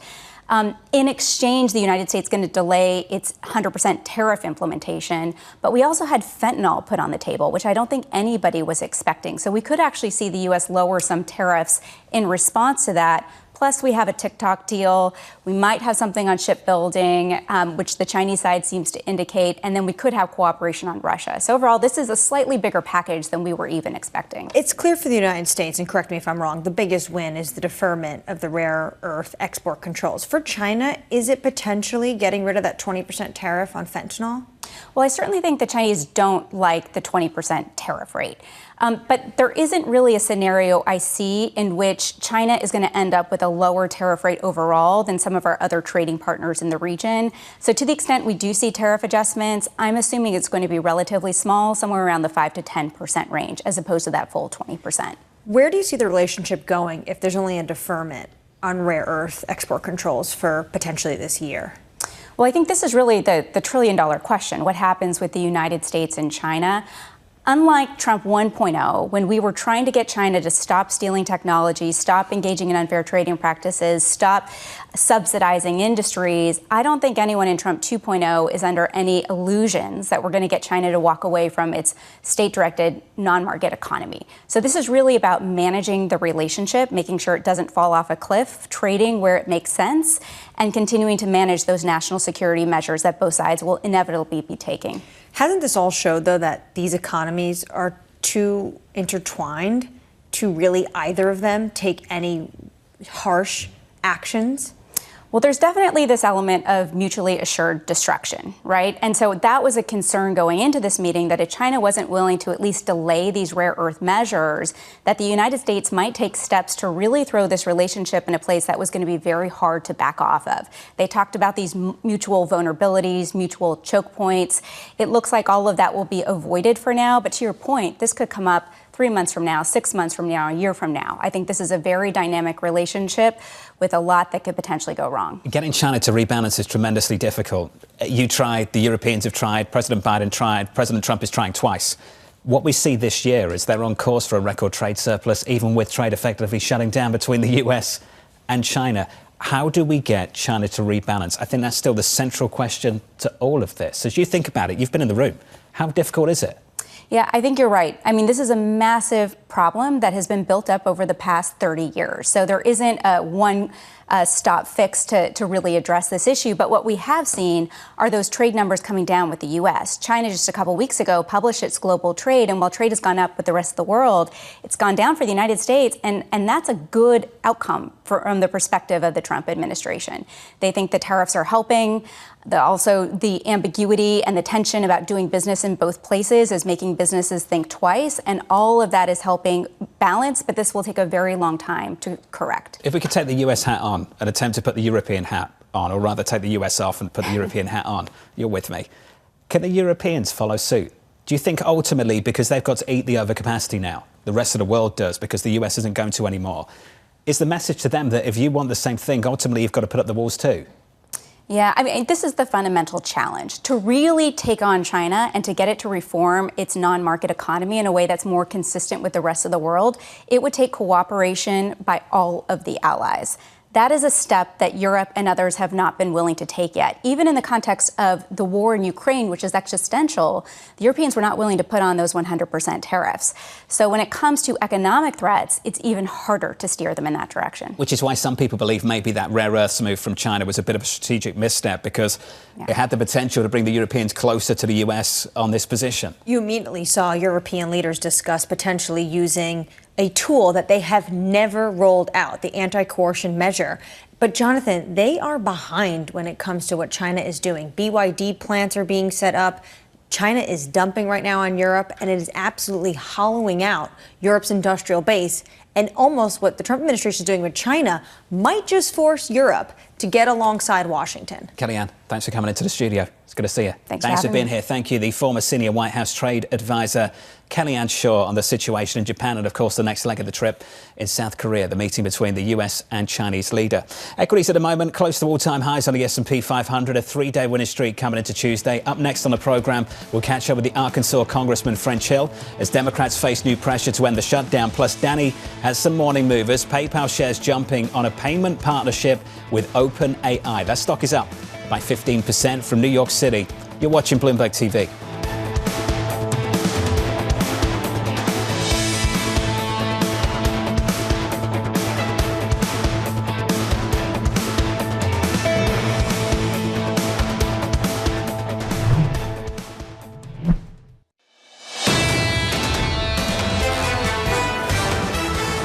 The opening about 2 hours away. Equities going into that just about unchanged on the S&P 500. On the Nasdaq 100 up by 0.1%. The Russell this morning pulling back by about a third. In the bond market, just to check in on the scores for you, 2s, 10s and 30s. 10s at the moment just about unchanged. 398 on 2s, just around 350. As we count you down to the opening about 2 hours away with your morning movers, let's cross over to Danny for more. Hey, Danny. Hey, John. It's a busy week for earnings and a busy morning, too. We got Royal Caribbean earnings, the cruise line operator. They raised their guidance, but it wasn't by enough. To be fair, shares have run up 40% year to date, so maybe the bar was high. They did flag a few things. Adverse weather meant that bookings weren't as strong for the fourth quarter or heading into the fourth quarter. They also had to temporarily close one of their sites in Haiti. All of that weighing on results, shares down 7%. We also had PayPal earnings. It was a beat and raise, but that's not why shares are up 15%. It's the only thing that gets shares to move this much, and it is an AI deal, specifically a deal with OpenAI. ChatGPT is going to integrate PayPal's wallet so you can have the AI bot shop and buy things for you. So those shares up 15.5%. Finally, Wayfair also reporting earnings, and it was a beat from them. There were expectations, or at least hopes, that lower interest rates would mean that more furniture shopping would happen. You did see revenue grow 8%, and it's a company that, despite all of the tariff impact, is already up 90% year to date. So with this, they will have more than doubled their share price, a move of 11.3% in the pre-market, John. Danny Berger there. Danny, thank you. More from Danny, of course, later this morning in the next hour. On our radar this morning, one of our top stories, the president praising new Japanese Prime Minister Takaichi and offering her, quote, anything you want to strengthen diplomatic ties. The leaders signing trade and critical minerals deals, but the details remain vague still. This could not have gone better for Japan. I know we're still waiting for some details when it comes to some of these specifics on trade and on business investment. But you have to think, you are a brand new prime minister, the president of the United States coming over after dealing with incredibly, at times, difficult rhetoric when it comes to trade. He's saying, I will go above and beyond for you, especially when it comes to defense. So as Kellyanne Shaw was saying, she just got back from Japan. What she was hearing from executives and some individuals close to the government, a little bit of nervousness with the president coming over. For Japan, this couldn't have gone any better. It's a pretty interesting sequence, isn't it? Tie up things with your allies in the region, in Asia and then move on to South Korea and sit down with the Chinese leader. Just how much leverage has the president got? How much, to what extent is this deal already signed and done? This deal, it sounds like from what Kellyanne Shaw was saying, who was there at the table during Trump 1, is almost done. There is a framework. Will that framework be made public? This does feel like a work in progress. And as Kellyanne said, it's really about managing this relationship from this point on, potentially not this grand bargain that a lot of people thought we would maybe get with Beijing going into Trump's second term. That's the latest on trade. Let's turn to tech. Qualcomm shares up slightly after hitting a 15-month high on Monday. The jump following the unveiling of new chips and computers for the AI data center market as the company tries to challenge Nvidia. Their stock is down this morning by 1.4%. And finally, Goldman Sachs CEO David Solomon saying he doesn't see any systemic risk looming in the credit market. Solomon describing recent losses at regional banks as idiosyncratic events that serve as a reminder to stay vigilant about underwriting standards. David Solomon catching up with Jumana Basechi over in Riyadh, Saudi Arabia. We're going to hear from Jumana a little bit later this morning when she sits down with the JPMorgan executive, Mary Erdoes. Let's turn to the shutdown. Democrats now facing pressure from the largest federal workers union to put an end to the weeks-long stalemate in Washington. Joining us now is the Republican Congressman French Hill of Arkansas. Congressman, welcome back to the programme, sir. We've had a couple of guests talk up maybe this ending at the end of November. What are your constituents saying to you, sir? Well, John, it's nice to be with you. Well, this Schumer shutdown has been a disaster while they try to get $1.5 trillion in new spending, undo all the reforms to the Medicaid program, just to name two items. We're putting farmers at risk in my state. I met with farmers last week. They're desperate for the Congress to come back into session, work with Secretary Brooke Rollins on a particular effort to have a stopgap measure to help them between now and the benefits in the great big beautiful bill in the next fiscal year to help our farm economy, which is in desperate shape. We have record Chapter 12 bankruptcies in Arkansas. I've got 400 National Guardsmen that are on furloughed and on unemployment this week in my district. So my best advice is that if Schumer would release these Democratic senators, let's get the government back open and continue our negotiations on appropriations. Congressman, do you think that Republicans should all be back on the Hill to potentially await maybe a single funding measure to either pay those individuals like you're talking about in your district that are not getting paid, or federal workers? Well, the Senate has put those bills on the floor with the senators right there, and Chuck Schumer has blocked the motion to proceed to pay federal workers, to take other targeted actions to pay military employees. I mean, this is the kind of shameful rhetoric and approach that Chuck Schumer has taken. He's holding federal employees and state employees that are funded by federal grant programs hostage, and that's why the employee union of the federal government spoke out yesterday. But that's what I hear from folks in my district every day. The House is at call. We did our work 5 weeks ago. We're on call. We can be back here in minutes if the Senate moves to open the government. And as this drags on, we're just going to be confronted with another vote on the continuing resolution in just a few days. So we've missed all this time of important work on agriculture, on banking, on reviewing housing policy, all because Schumer wants to spend $1.5 trillion more and do away with all the reforms that we made in the Medicaid program. I guess my question is Speaker Johnson and you and your colleagues willing to vote for some of these one-off spending bills if the Senate was able to pass it? Well, look, the Senate, what needs to happen is Chuck Schumer needs to reopen the government.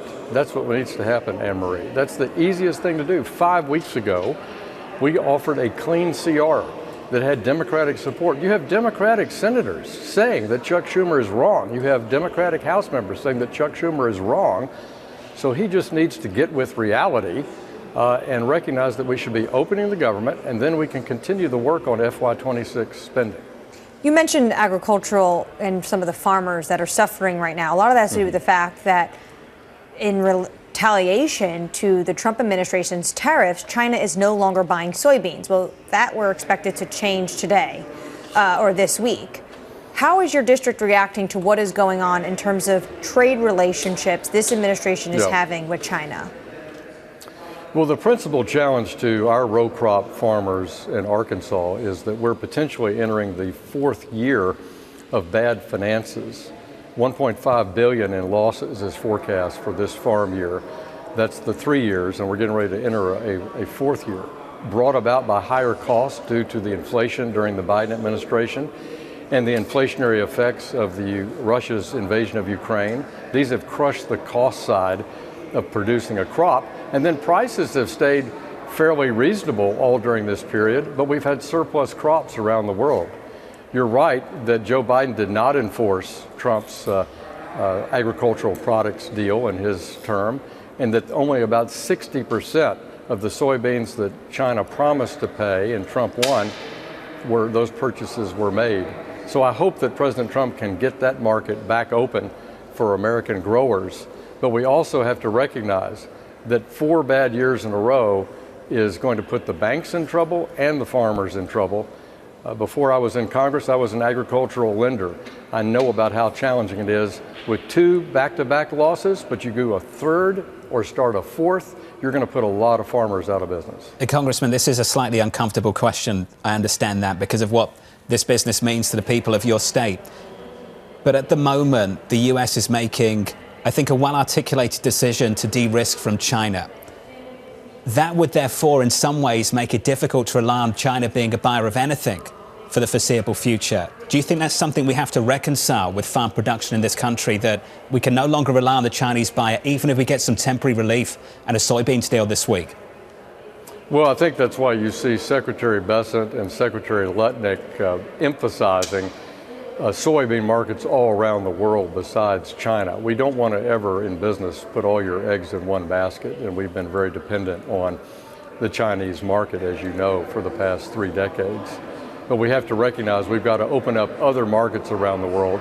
We've produced the best soybeans in the world at the best price, and we have the best farmers, and so we just need to make sure that we diversify that market. Because you're right, our farmers are at risk as long as we're in the middle of a de-risking strategy from China. But that's not just in ag products, but across the board, obviously. It's true. You're right in the middle of it right now. Congressman, appreciate your time, as always. The Arkansas Congressman, French Hill. Great to see you, sir, as always. It's an uncomfortable topic for the farming industry, the agricultural industry in this country. China, since the 1990s, has always continuously bought soybeans from the United States. It's the first time that the purchase is literally at zero.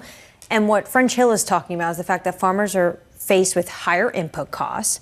They are dealing with weaker prices and tighter credit. What is going on in the farming industry? And this administration has said that there's going to be a farmer bailout. We also saw a farmer bailout in Trump 1, billions of dollars. The problem is the government is shut down, so it's really difficult. They have some money that they can use at USDA, but it's really difficult to get a full bailout when you don't have legislation. And no end in sight. Right now, at least. It could go to month end. Equities just turning high, just a little bit positive by not even 0.1% on the S&P 500. With an update on stories elsewhere this morning. With your Bloomberg brief, let's cross back over to Yahara for more. Hey, Yahara. Hi, John.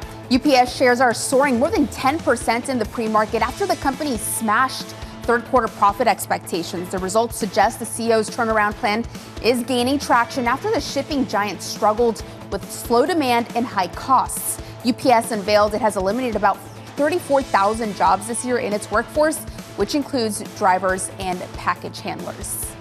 Meanwhile, JetBlue shares are sliding 1% in the pre-market, despite the carrier reporting a smaller than expected loss in the third quarter. Adjusted net loss came in at $144 million compared to the average estimate of $155 million in the period. The airline, like all the others, expects relatively stronger demand for its premium offerings compared with the main cabin. And the $2.9 billion commuter rail project to connect New York City's northern suburbs to Penn Station is facing a 3-year delay. The MTA saying Amtrak, which owns the railroad tracks, hasn't provided enough access to their infrastructure for construction. The project is now set to be completed by mid-year of 2030. That's your Bloomberg brief. John? Yahara, thank you. Appreciate it. Up next on the program, concerns about credit. I don't see anything in the context of a handful of bad credit situations. It's leading me to say that we have a systemic issue around the corner. The Goldman Sachs boss, David Solomon, sitting down with Jamal Basetti at Bloomberg in Riyadh, Saudi Arabia. We'll get the latest on his thoughts and developments coming from BNP Paribas. We'll get a view on the market with Deepak Puri of Deutsche Bank up next.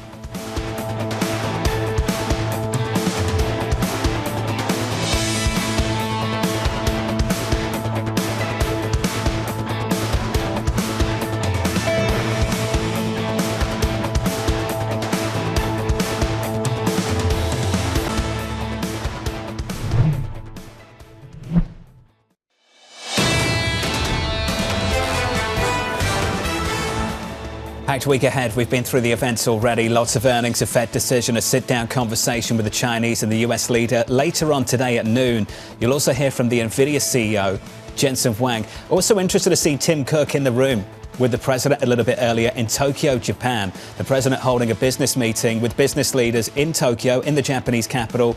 Unexpected. Didn't expect to see Tim Cook of Apple. Didn't expect to see Tim Cook. I find it interesting because I was with the president in the Middle East. Tim Cook was not there, and the president continuously reminded the audience, and Tim Cook, I'm sure, saw that video back, that he wasn't there. And then Tim Cook quickly made sure he was in the United Kingdom when the president went for that state royal visit. And now he showed up in Japan. One thing notable, though, the president did say to Tim Cook, are you joining me for the rest of the trip? I'm going on to South Korea. We'll be there. And he's like, oh, you're just here for the night. Oh, okay. You're not coming on the rest of the trip. I think there's something going on there. He loves to jawbone him about, and he's keeping score, who shows up and who doesn't. He was the diplomat of the moment in the previous administration, in President Trump's first term. Then it turned to Jensen Huang, and Tim Cook was kind of left out in the cold. And this is the delicate dance for Apple at the moment. Maintain a presence for production in China, shift a bit to India, and manage to keep the US happy at the same time. It's Jensen Huang for sure right now. This is an individual that before Trump came into power, everything he was socializing to the Biden administration, to the market, what he wanted to see in terms of chip policy, well, Trump did it. The diffusion rule is really key. And Jensen Huang told me about this in Saudi Arabia on that trip. He said the diffusion rule is dead. That was all under Trump. And guess what? Jensen Huang is speaking today in Washington, D.C. And then guess where he's going? To meet President Trump on this Asia tour. And they'll be having a conversation tomorrow. You'll hear from the Nvidia CEO a little bit later on this afternoon. We'll catch up with Ed Ludlow ahead of that. Ed's down in Washington, D.C. We'll talk to Ed in about an hour from now. If you're just joining us, welcome to the program. Record highs on the S&P 500. Equity futures this morning positive by 0.1%. On the Nasdaq 100, higher by 0.13. Some outperformance on the small caps last week. On the Russell this morning, some underperformance. We're down by about 1/3%. Going into that Fed meeting tomorrow, your bond market's shaping up as follows. 2s, 10s and 30s. Bond yields at the moment look a little something like this. Yields just about unchanged on 10s at 398, on 2s up a single basis point, 349. At some point this morning, the Federal Reserve's two-day meeting will begin. Under surveillance this morning, concerns about credit. I don't see anything in the context of a handful of bad credit situations that's leading me to say that we have a systemic issue around the corner. Yeah. Unfortunately, lenders make mistakes. There is fraud in markets, but we should not be fooled by the fact that this is a very robust credit environment. Credit spreads are tight. And when we do have a cycle, which probably will come when there's an economic slowdown, there will be losses, and we'll feel that across the economy. David Solomon of Goldman Sachs playing down systemic risks. Here's the latest on everything else. BNP Paribas, a trading unit, taking a third quarter hit from souring debt, adding to recent concerns about private credit. Deepak Puri of Deutsche Bank Private Bank joins us now for more. Deepak, good morning, sir. Good morning. Look, I think David Solomon did a decent job of drawing a very, very big line between systemic risk and credit concerns. There's still concerns, I think, about a turn in the credit cycle. Do you share them? Maybe episodically, right? So we have seen one of these, idiosyncratic risks every now and then come out. For me, Jonathan, the biggest risk is this year we have seen two really big supply shocks. And we still don't know the full-term ramifications. I'm talking about tariffs and labor supply. So once you have those two, I think 2026 might be a better test case for these kind of supply shocks and their unintended consequences. As for now, I think, episodic news with regards to credit, I'll take it really episodically. Well, at least one of them might be lulling this Federal Reserve into early interest rate reductions. The Fed seems confused at the moment. We know, we've seen it in the data, massive step down in payrolls growth. Got that. What's behind it? Demand or supply? Which one is it?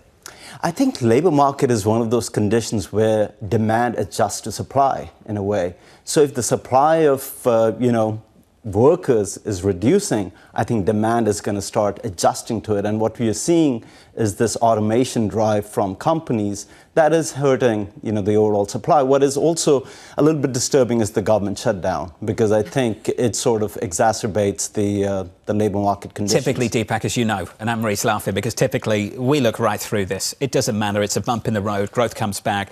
Basically, it's growth delayed and not derailed. Sure. The longer it goes on, do you start to change your thoughts on that? I think yes, primarily because after a while it becomes exponential in terms of the output activity. So the first few weeks, I mean, the consensus is 10 basis points of economic output gets reduced. But after a certain point, let's say this ends up being mid-November, you're going to start seeing more concerns with regards to the the impact it's having on broader economy, and then obviously it'll have an impact on the labor market. So I would not be completely, negating the fact that yes, over the years, whenever we have a government shutdown, it tends to be, short-lived and painless. This time it might be different. I'm only laughing because you say the word disturbing, which I also find disturbing. The market is creating fresh all-time highs, clearly ignoring it.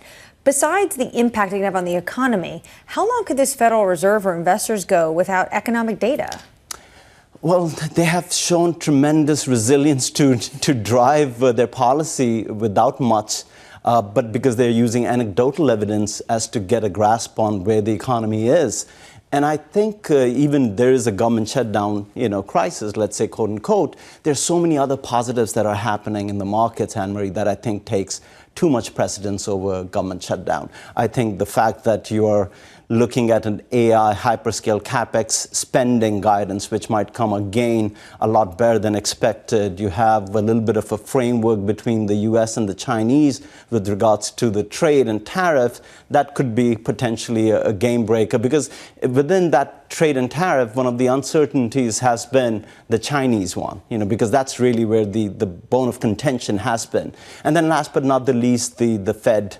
There is this expectation, maybe end of QT, you look at the SOFR, 20 basis points over the Fed funds overnight rate. You can argue that there is some liquidity tightness where the Fed would be, want to ease some of that. So all these three things, I think, are taking much greater precedence over the government shutdown. But these three things, it sounds like we have a tremendous amount of certainty on. The trade story seems more optimistic with China. We know that the Fed is going to cut, 98% chance the Fed is going to be cutting interest rates.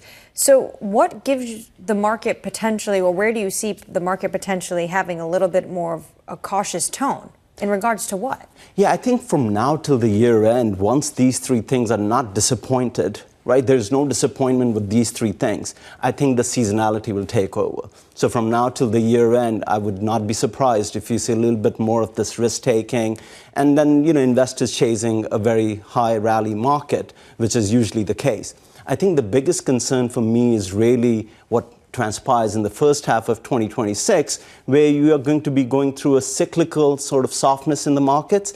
And now we'll get to know what is the worst outcome with regards to the labor markets, because we didn't have the data for the last 2-3 months. So in totality, so what could potentially happen?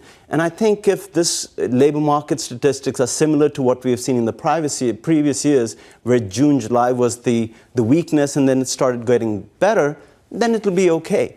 However, there is a likelihood that it might not be the case that way. And in that particular instance, I think the markets need to recalibrate to a much starker economic reality that the economy is slowing more than expected. Well, what do you think the source of that slowdown, or that softness, as you call it, for the first half actually is? And to what extent will it be offset by the massive tax refunds that I keep hearing about that are going to kick in early next year?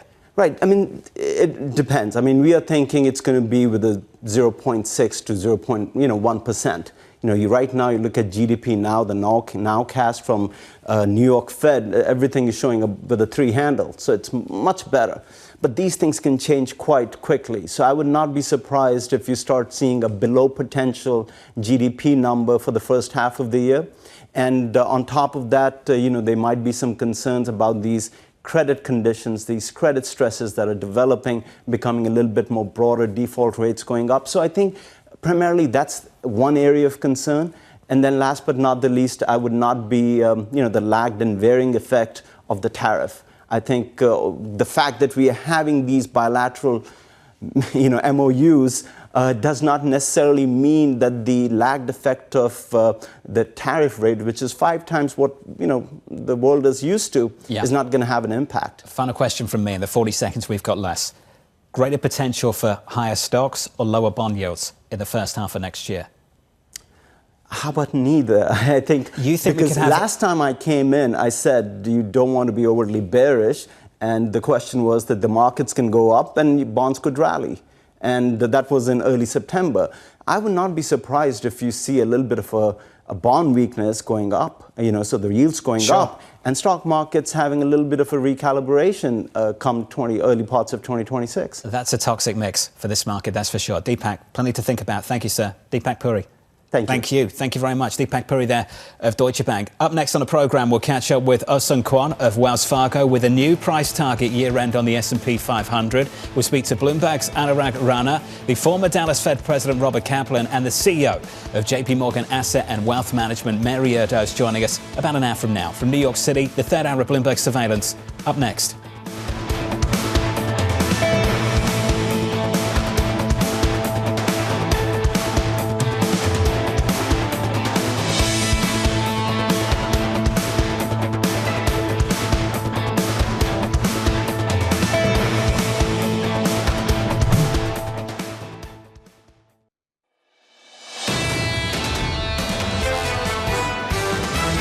The Fed will just have to deal with the data that it can get. Data or no data, you still have to make policy. We actually are expecting less rate cuts than I would say the market is. We are not rooting for more rate cuts. The risk is you're cutting into a higher growth, higher inflation environment. This is Bloomberg Surveillance with Jonathan Ferro, Lisa Abramowicz, and Annmarie Hordern. Live from New York City this morning. Good morning, good morning. For our audience worldwide, the third hour of Bloomberg Surveillance starts right now, and your scores look like this. All-time highs coming into Tuesday morning at the close on Monday. A record on the S&P, on the NASDAQ, on the Russell. Futures this morning positive by 1/10% across the board, with the exception of the Russell. Underperformance there this morning by 1/4%. In the bond market, a little bit of a snooze so far on 2s, 10s and 30s, just about unchanged, just south of 4% on 10s. Sub 350 on 2s, 349.39. This week ain't snoozy. Check this out. The week ahead full of tech earnings, a Federal Reserve interest rate decision, and a meeting between Trump and Xi in South Korea just after a sit-down conversation with the Japanese leader only hours ago. Three huge catalysts when it comes to this week. And one of the biggest ones and the overhang that's been in the market for months since Trump took office is how is the relationship going to be managed with Beijing? We heard from Kellyanne Shaw. She was at the table. Trump won. She literally just got off the plane. She was just in Japan. She said in Japan, business leaders, some government associates were nervous. The meeting could not have gone better for the Japanese. And what Trump is doing is making the rounds in Asia before he sits down with Xi Jinping, really bolstering the U.S. position in Asia Pacific when it comes to the tit for tat we have been seeing between Washington and Beijing. So far, this looks like this meeting is going to be very well managed from what the Treasury Secretary has said in terms of rare earths being deferred, and they're going to be buying some more soybeans, and Trump is going to take a 100% tariff threat off the table. You'll hear from Jensen Huang a little bit later on today. He's down in Washington, D.C., the boss, of course, of NVIDIA. One thing we didn't expect to see in the room in Tokyo, Japan, was Apple's Tim Cook. Who is the diplomat of the moment now? Tim Cook making a move in Tokyo. He's trying to edge out Jensen Huang, but I have news for you. The president also said, sitting down with business leaders, that after Jensen Huang speaks in Washington, D.C. today, he's getting on a plane to Asia because the president says he plans to meet the NVIDIA CEO, and he is going to be on the last leg of that trip with the president. So I think it's still a toss-up, but it looks like Jensen Huang is still the diplomat for Trump too, although Tim Cook definitely had the hat for that one for Trump won. For the moment, at least, and things can change. Equities are higher by 1/10% on the S&P 500. Coming up this hour, we'll catch up with Ohsung Kwon of Wells Fargo as stocks trade near all-time highs. We'll catch up with Bloomberg's Ed Ludlow as we break down the latest moves from Adobe and the former Dallas Fed President Robert Kaplan with a key Fed rate decision just around the corner. We begin this hour with stocks edging higher as investors gear up for a crucial week of earnings. Ohsung Kwon of Wells Fargo raising his year-end price target on the S&P from 66.50 to 7,100 and writing the following. We're out with a big call this morning, calling for an everything rally into year-end. Our call is to buy low-quality, junk, high beta, and small and mid AI CapEx beneficiaries. A full risk-on trade. Ohsung joins us now for more. Ohsung, good morning. Good morning. I mean, that's quite a call, so let's get into it. What's the source of this change for you? Yeah, so we see about 5 potential catalysts into year-end. We're bullish. So those 5 are seasonality. Obviously, November, December has been the best 2 months for the S&P, but not just for the S&P, but especially for the laggers. After tax loss harvesting in October, we typically see laggers rallying in November through January. Number 2, AI CapEx. I think we're going to see another upper surprise in AI CapEx when hyperscalers report this week. Number 3, potential tariff refund. So IPA hearing is going to be next week. The ruling is probably going to be in January. And there's about 60% chance, according to betting markets, that it gets repealed. And if that happens, we're talking about $160 billion of tariffs collected being distributed to the economy, which is going to be huge reflationary. Number 4, the OBBB tax return. We estimate about $800 incremental tax return per filer this upcoming tax return season, which is going to be bullish for the consumer as well. And lastly, potential government reopening. That's going to be bullish as well. Okay, so let's break down some of this. I'm going to let Annmarie handle everything to do with Washington, D.C. I want to ask you about tech spending. So the CapEx story and what we're going to hear from the major tech players on Wednesday and on Thursday. They're spending lots. Do they need to report some really robust revenue growth alongside that for investors to continue tolerating this? I think for hyperscalers as a group, we're not that bullish because they're the CapEx spenders. Their free cash flow is coming down. And historically, you want to avoid companies that are in an investment cycle, which is basically hyperscalers today. The areas that were more bullish is really the CapEx takers, especially the smaller cap companies that are really starting to benefit from this hyperscalers CapEx increasing. The major players right now, even the CapEx takers, they're at full capacity. There are a lot of crumbles that are falling off the table, and those crumbles are huge for those smaller guys. So that's really the group that we like. We have a basket of about 25 smaller cap AI CapEx beneficiaries that we like. Let's go to tariffs, because I think the IEEPA story is underappreciated right now in the market, and the fact that you can have north of $90 billion having to be repaid back to these businesses. But the Trump administration basically has other ways to get around tariffs. So doesn't that get rid of that reimbursement? Because companies are going to have to pay it, just it's going to have a different title to it. Yeah, but I think into that event, potential event, that binary event, we're going to see some reflationary trade because investors will want to position for that potential repeal of tariffs. I think the knee-jerk is obviously going to be very bullish for equities, rates probably higher and gold higher on physical concerns. But in the medium to longer term, this could potentially create more uncertainty. Then there's the shutdown. If the market is shrugging off now, why would they care when it reopens? Yeah, I mean, government shutdowns historically have been non-events, basically. But coming out of shutdowns, we typically see the S&P rallying even harder.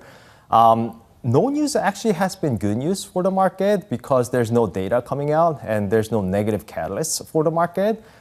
Even if the government reopens, there's probably going to be about at least 2-week period where we still don't see much data. It's more going to be what companies are saying and how the third-party data is suggesting. So I think that's still a pretty bullish setup for equities. Low quality and junk. What is low quality and junk? Yeah, so unprofitable tech. Okay. So more speculative stocks, some of the laggards that have underperformed that are really struggling. So we're essentially pitching a catch-up trade into year-end because I think it's going to be a full risk on into year-end. Do you need the Federal Reserve to come along for the ride and keep signaling more to come? Yeah, I mean, I think Fed is basically a done deal. They're probably going to go on Wednesday. And if that's the case, I think Fed is probably, we are in a real easing cycle. So the Fed is done. It's more about fundamentals now. And, you know, some of the risks that we are seeing that have proven to be less of a risk than what we had expected initially. This picture you're painting, I feel like, is the meme stock frenzy we saw. Are you expecting almost something like that? We could see a little bit of that too. You know, we until last week, we were seeing some of that happening in some of the meme stocks and the retail-driven names.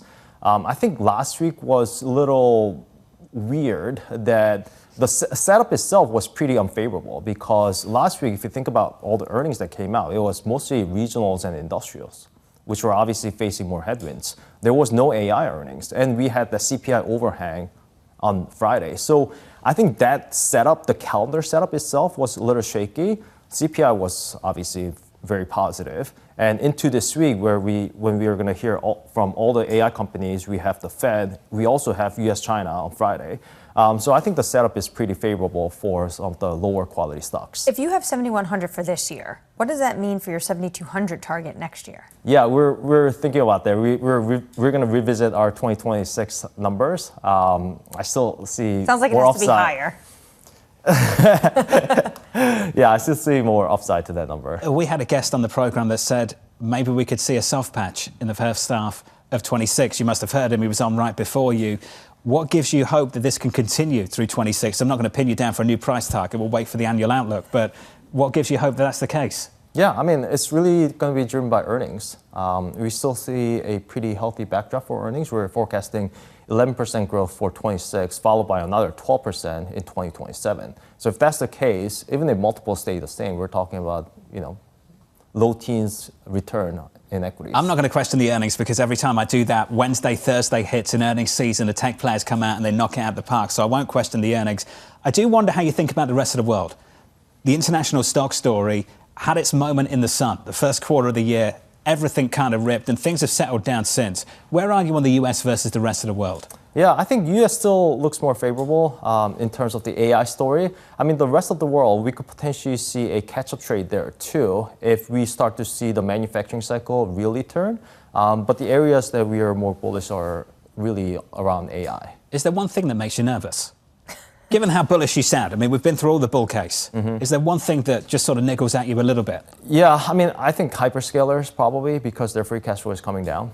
And they are the biggest companies in the S&P 500. So if you start to see more of a rotation type of trade rather than broadening out with everything rallying, then that's not going to be good for the S&P at the index level. Ohsung, it's good to see you. Thanks for breaking down the call. Ohsung Kwon there of Wells Fargo, 7,100 year-end, 7,100 year-end on the S&P 500.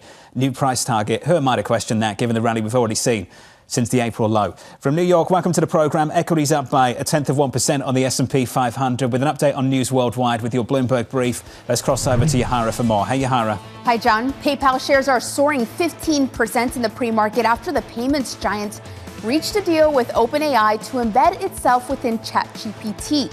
PayPal will now provide payment technology to help turn user searches into purchases. The company also reported third quarter earnings that beat estimates and approved a quarterly cash dividend program. Meanwhile, Google has signed a deal with NextEra Energy to supply power for its U.S. data centers from a restarted nuclear plant.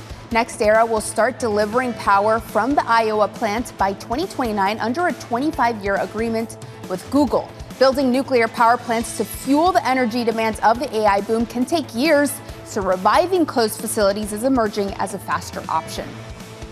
And in sports, the LA Dodgers are up 2-1 in the World Series after a marathon 18-inning win over the Toronto Blue Jays. Dodgers star Freddie Freeman hit a walk-off solo home run to give the Dodgers the 6-5 win. 6 hours and 39 minutes later, the game had begun. It ties the record for the longest postseason game in history, also set by the Dodgers back in 2018. That's your Bloomberg Brief. John? Absolutely ridiculous. Yahara, thank you. Thank you very much. Up next on the programme, we'll get you some morning calls. Plus, we'll catch up with Bloomberg's Ed Ludlow with Adobe announcing new AI plans. That conversation just around the corner from New York City this morning. Good morning.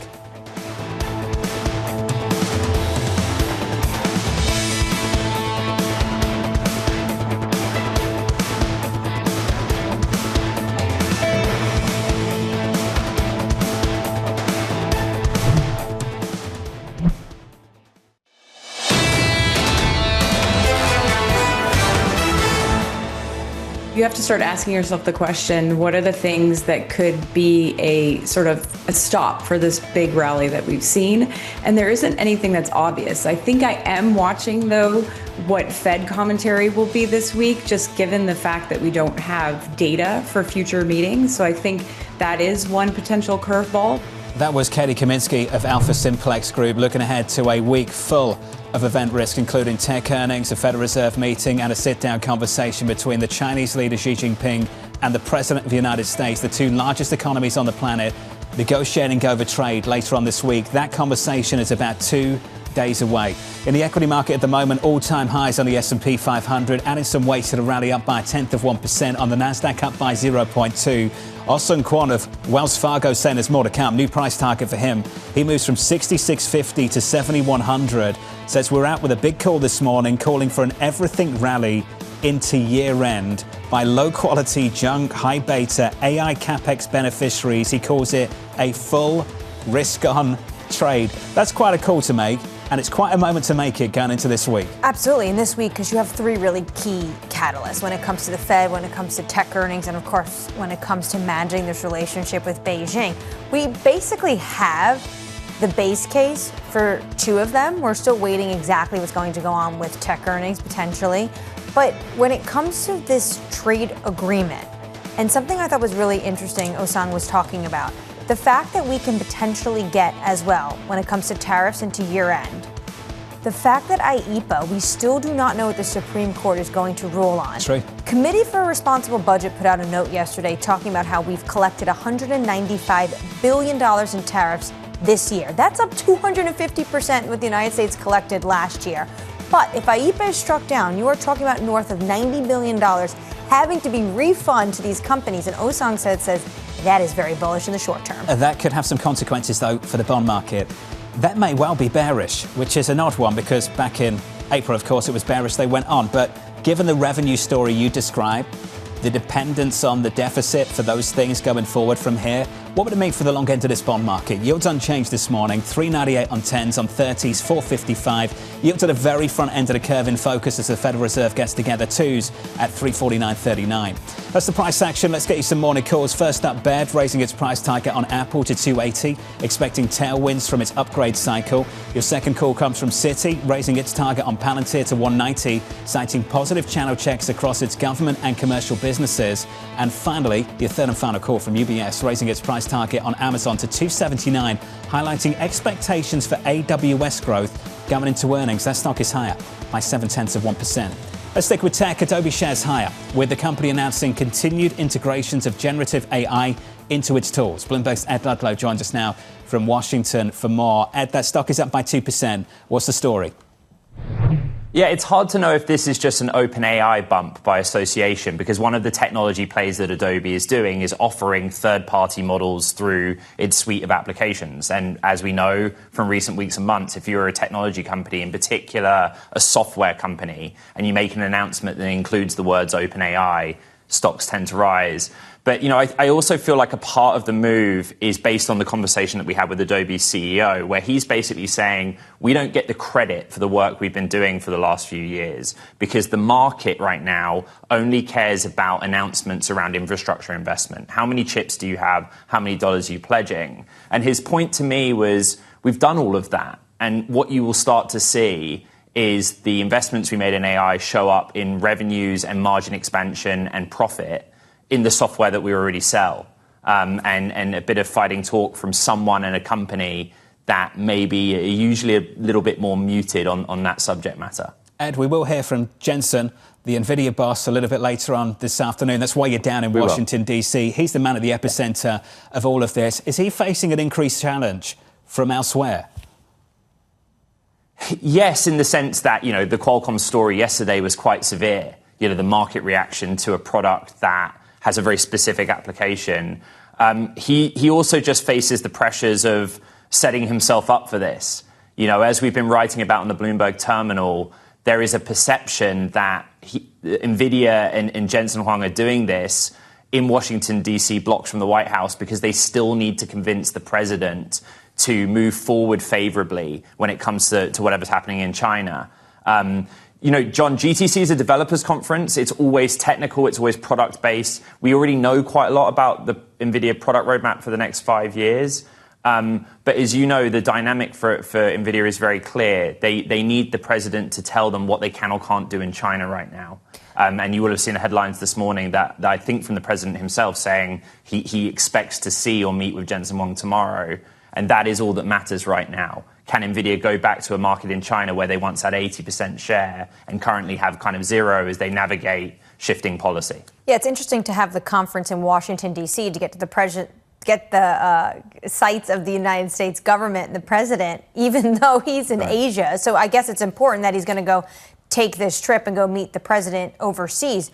Ed, how important is that conversation going to be, given the fact that right after the president likely will meet Jensen, he's going to be sitting down with Xi Jinping?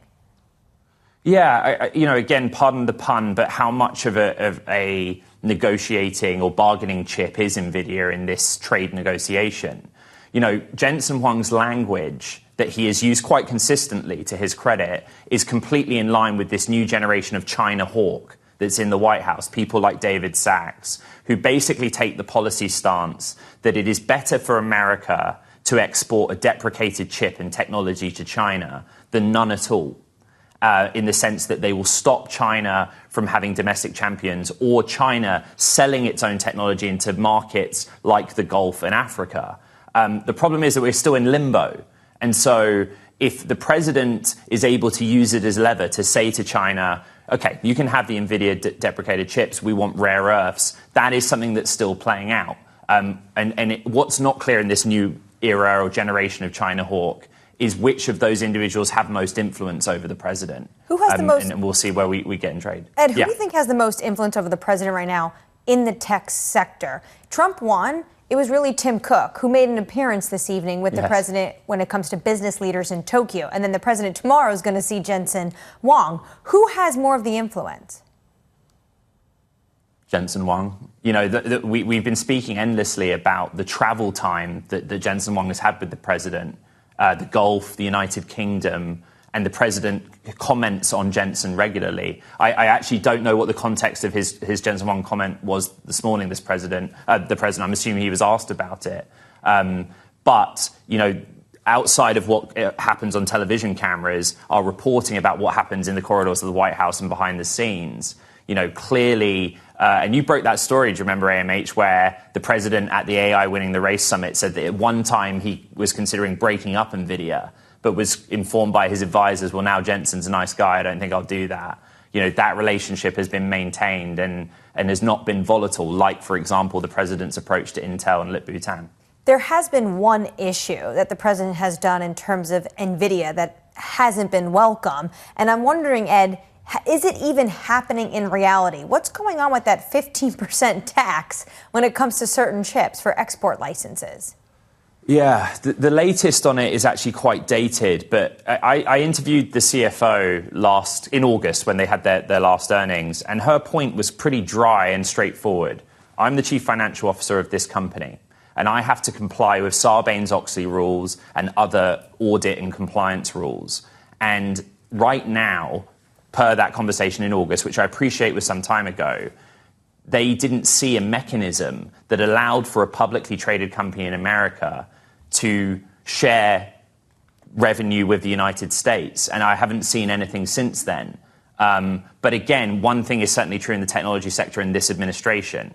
When the president says that he's going to do something, he moves quite quickly and it happens. There's just not an understanding on the codified base in which they can do that.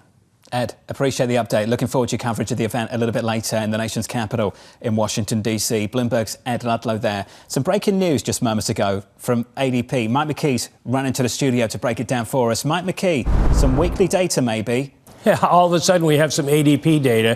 ADP now says it's going to put out a weekly report on payrolls and still do the monthly report.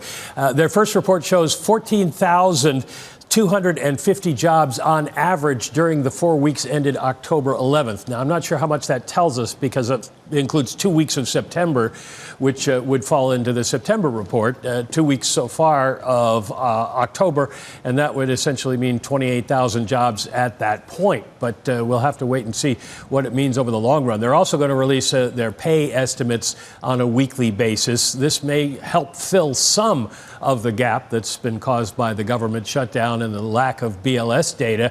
But again, ADP, we don't know all of their methodology, so we don't know how accurate this is going to be. It doesn't usually match up with what the government reports on its monthly basis. Mike, any relationship between this news and the news around the Federal Reserve and ADP in the last week?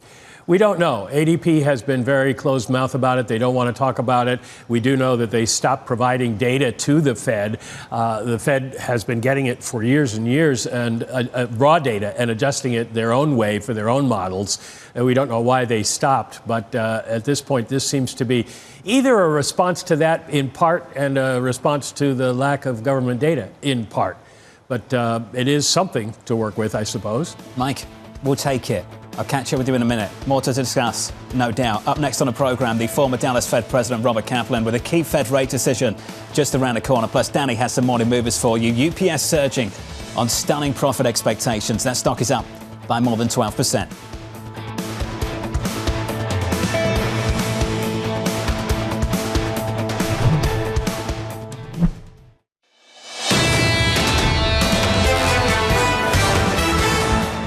The open about 60 minutes away. Equity futures on the S&P 500 futures positive by 0.1%. Likewise on the Nasdaq, a 3-day winning run.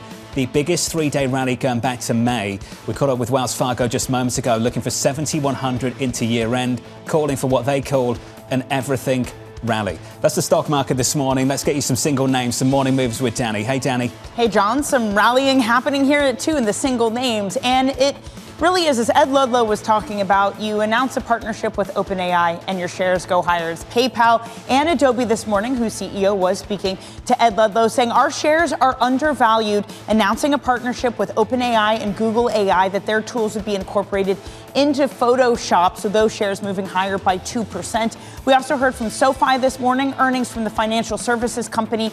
Their estimate for users for the full year is now 3.5 million. Before, it was 3 million. That's an upgrade there. Also, for the third quarter, they said they had record number of users, record revenue, and record new products on their platform. So those shares up just over 4%. Finally, the big gainer this morning is UPS. I should mention it's down 25% year to date, so that shows you where expectations were heading into their earnings. But it was their profitability expectations for the year that beat basically all of Wall Street. What are they doing? They're cutting costs and they're laying off people. In fact, their outlook for how many people they're going to lay off is 70% higher than the estimate that they gave before. So those shares jumping 12%, John. Danny, thank you. Looking forward to the program in about 29 minutes' time, going into the opening bell. 59 minutes away. As we count down to the Federal Reserve decision, the October FOMC meeting, 2-day meeting, kicks off a little bit later on this morning. The decision just around the corner. Bloomberg's Mike McKee has more. And maybe, Mike, an update on a sprinkle of economic data on a weekly basis.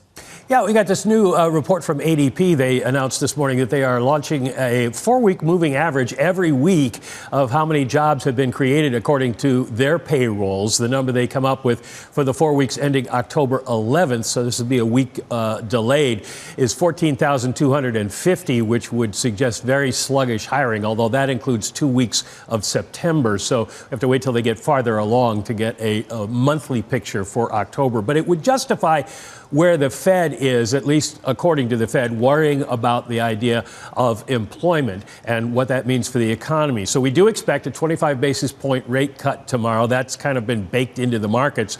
So then the question becomes, do we get a lot of dissents? And if you're looking for dissents, you could have them on both sides, to cut more or to hold. We're looking for any guidance for what they might do in December, although that's going to be a tough order for Chair Powell because they don't know. They don't have the data right now. So I don't think you can bet on a December rate cut necessarily. And then what's the future of QT? This is something that has come up in the last couple of weeks, especially last week when Chair Powell mentioned it in his speech that they're coming to the end. The total size of the balance sheet has shrunk significantly, although it's never going back to where it was before the pandemic, in part because that's the balance sheet and it includes currency and things like that. Total Treasury securities now below $3 billion. The future of QT is a debate on Wall Street, and we're getting people on both sides. The Bank of America folks representing a number of the Wall Street firms say there's a very small echo of 2019 in what we're seeing now in money markets. The Fed overdrained cash and likely knows it. In other words, they've got to stop now because we're going to start to see a 2019 reaction in the money markets. The folks at Morgan Stanley say they don't see the same problem, that it's a different kind of problem in terms of liquidity. And they don't think funding markets are implying signs of liquidity short-ups. So they think the Fed may keep going for a little bit longer. All this to be determined, and we'll find out 2 p.m. Wall Street time tomorrow afternoon. Looking forward to your coverage. Mike McKee in the room with Chairman Powell tomorrow afternoon at 2 p.m. Eastern time. The decision, of course, 30 minutes later, the news conference. Sticking with that looming interest rate cut down in Washington, D.C., I'm pleased to say that joining us now in the studio here in New York, the former Dallas Fed President, Robert Kaplan, now with Goldman Sachs. Still used to calling you Mr. President. We'll go with Robert this morning. How are you, sir? Good to see you. It's good to see you. Let's talk about the data if we can.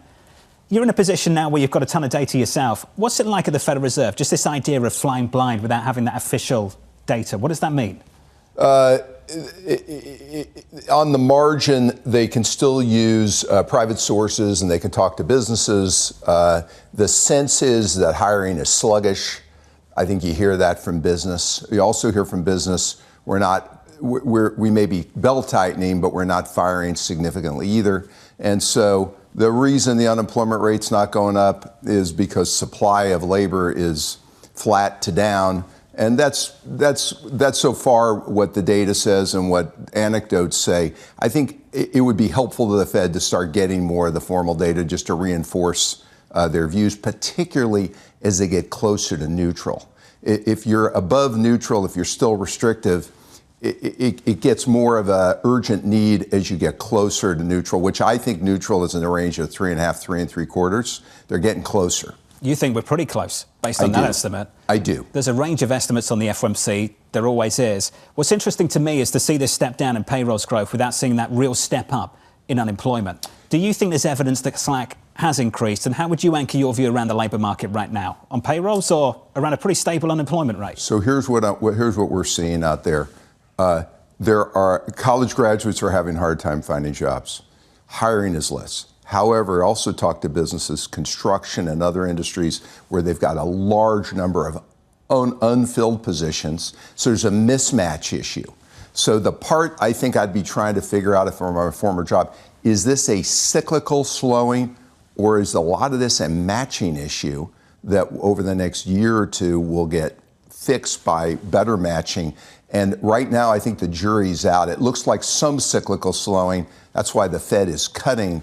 But I think there's a point at which they're going to need to keep retesting that thesis. Based on your estimate of neutral, it implies that you don't think we're that restrictive right now, and therefore that's right. It would suggest that you don't think much of this is cyclical. Yeah, and the reason, by the way, for the debate about neutral, again, when most people say the long-run neutral rate is 2 3/4, they're assuming a 2% inflation rate. But inflation is not 2% right now. It's 2 3/4 to 3.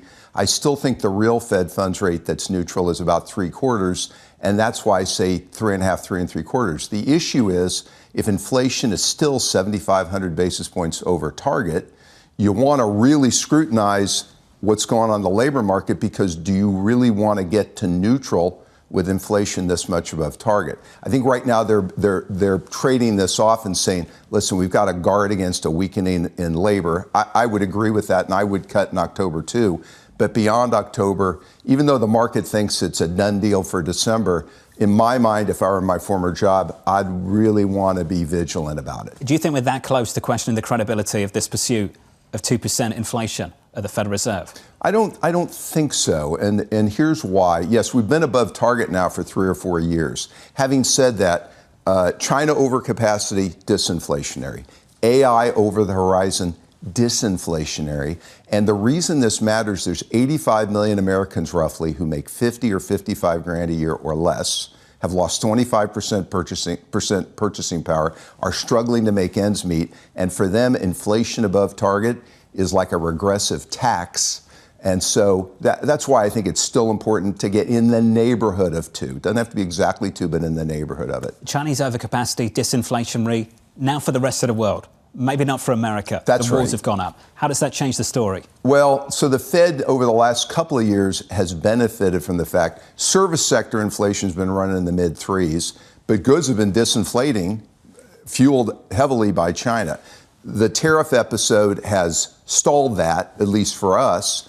But over the horizon, once the tariff situation settles down, I still think that disinflation may start to seep in, but we've interrupted it, and that's why you see overall inflation kind of just stuck and going sideways. How do you view the tariff story in terms of its impact on goods? Well, so in the near term, tariffs, I can tell you from businesses I talk to, have slowed growth. They may spur growth over the long run if it spurs more investment, but in the short run, it slows growth. It comes out of margin, and for goods, many companies I talk to are taking it in margin because making a price increase decision is a big strategic. They're not prepared to do that, so they're going to accept lower margins. They're going to do some belt tightening. Over the horizon, though, the next year or two, most companies also I talk to want to get some of that margin loss back and price when they can But for the moment, I think they're taking a lot of it out of margin. How are companies you're talking to thinking about IEEPA and the fact that the tariffs they're paying, they might actually get refunded for? I think the assumption by businesses, and I would guess other countries, is if this authorization doesn't stand up in the courts, the administration will find other authorizations. So I think people are proceeding on the assumption these are going to continue. You're traveling the world, speaking to businesses all around the planet, across several geographies. We were just talking, you'd recently back from Brazil. You're a very well-travelled man at the moment. You don't have that sort of regional Fed bias anymore if you ever had one. You're not just US-centric now. Right. Are you hopeful for the global economy based on what you're seeing? Listen, there are 2 or 3 tailwinds for the global economy. One, AI, data center, power, boom, has the promise to improve productivity growth globally. And one of the big problems around the world is aging populations, not everywhere, and over leverage. If we can get productivity growth higher, that's great. In the US, we've got regulatory relief coming. Maybe that'll spread to other parts of the world. And we've got tax incentives coming. And so there's a lot of optimism. However, I would say deglobalization makes it harder for many countries outside the United States to solve some of the problems that they're facing, and it likely raises costs. Robert, it's good to see you. It always is. Should do this more often. Thank you, sir. Robert Kaplan, the former Dallas Fed president, now, of course, vice chair over at Goldman Sachs. Let's give you an update on stories worldwide this morning with your Bloomberg brief. Let's cross over to Yahara for more. Hey, Yahara. Hi, John. ADP is launching a new weekly release of its preliminary U.S. jobs estimate. The latest data shows an average gain of 14,250 private sector jobs over the 4 weeks ending October 11th. Weekly estimates will be released every Tuesday starting today, drawn from payroll data from over 26 million private sector workers. Meanwhile, Paramount Skydance will begin a major round of layoffs tomorrow with 1,000 job cuts. Sources telling us here at Bloomberg a second round of cuts is also expected later, with the total number previously reported at about 2,000. Paramount Skydance was created through a merger back in August, and its new management is moving quickly to cut costs and restructure. And President Trump's social media company is getting into the booming prediction markets business. Trump Media and Technology Group is planning to make prediction contracts available on its Truth Social network, where users can bet on events from political elections to inflation rate changes. The service, called Truth Predict, will also feature bets on commodity prices and events across all major sports leagues. That's your Bloomberg Brief. John. Yahara, thank you. Up next, we'll say you work for the day ahead, plus we'll catch up with the CEO of JPMorgan Asset and Wealth Management, Mary Erdoes. Mary, just around the corner.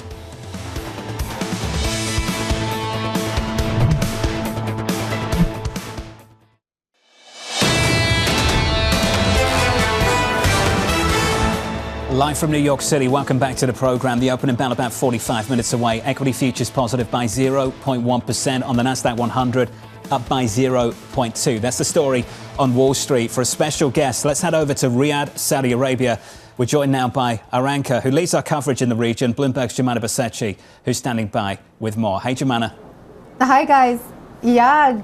That's right. Coming to you live from Riyadh. Really happy to say that joining me right now is JPMorgan CEO of Asset Management and Wealth Management, Mary Erdoes. Good to have you here with us. It's been a really busy couple of days, and actually we're only day one of FII.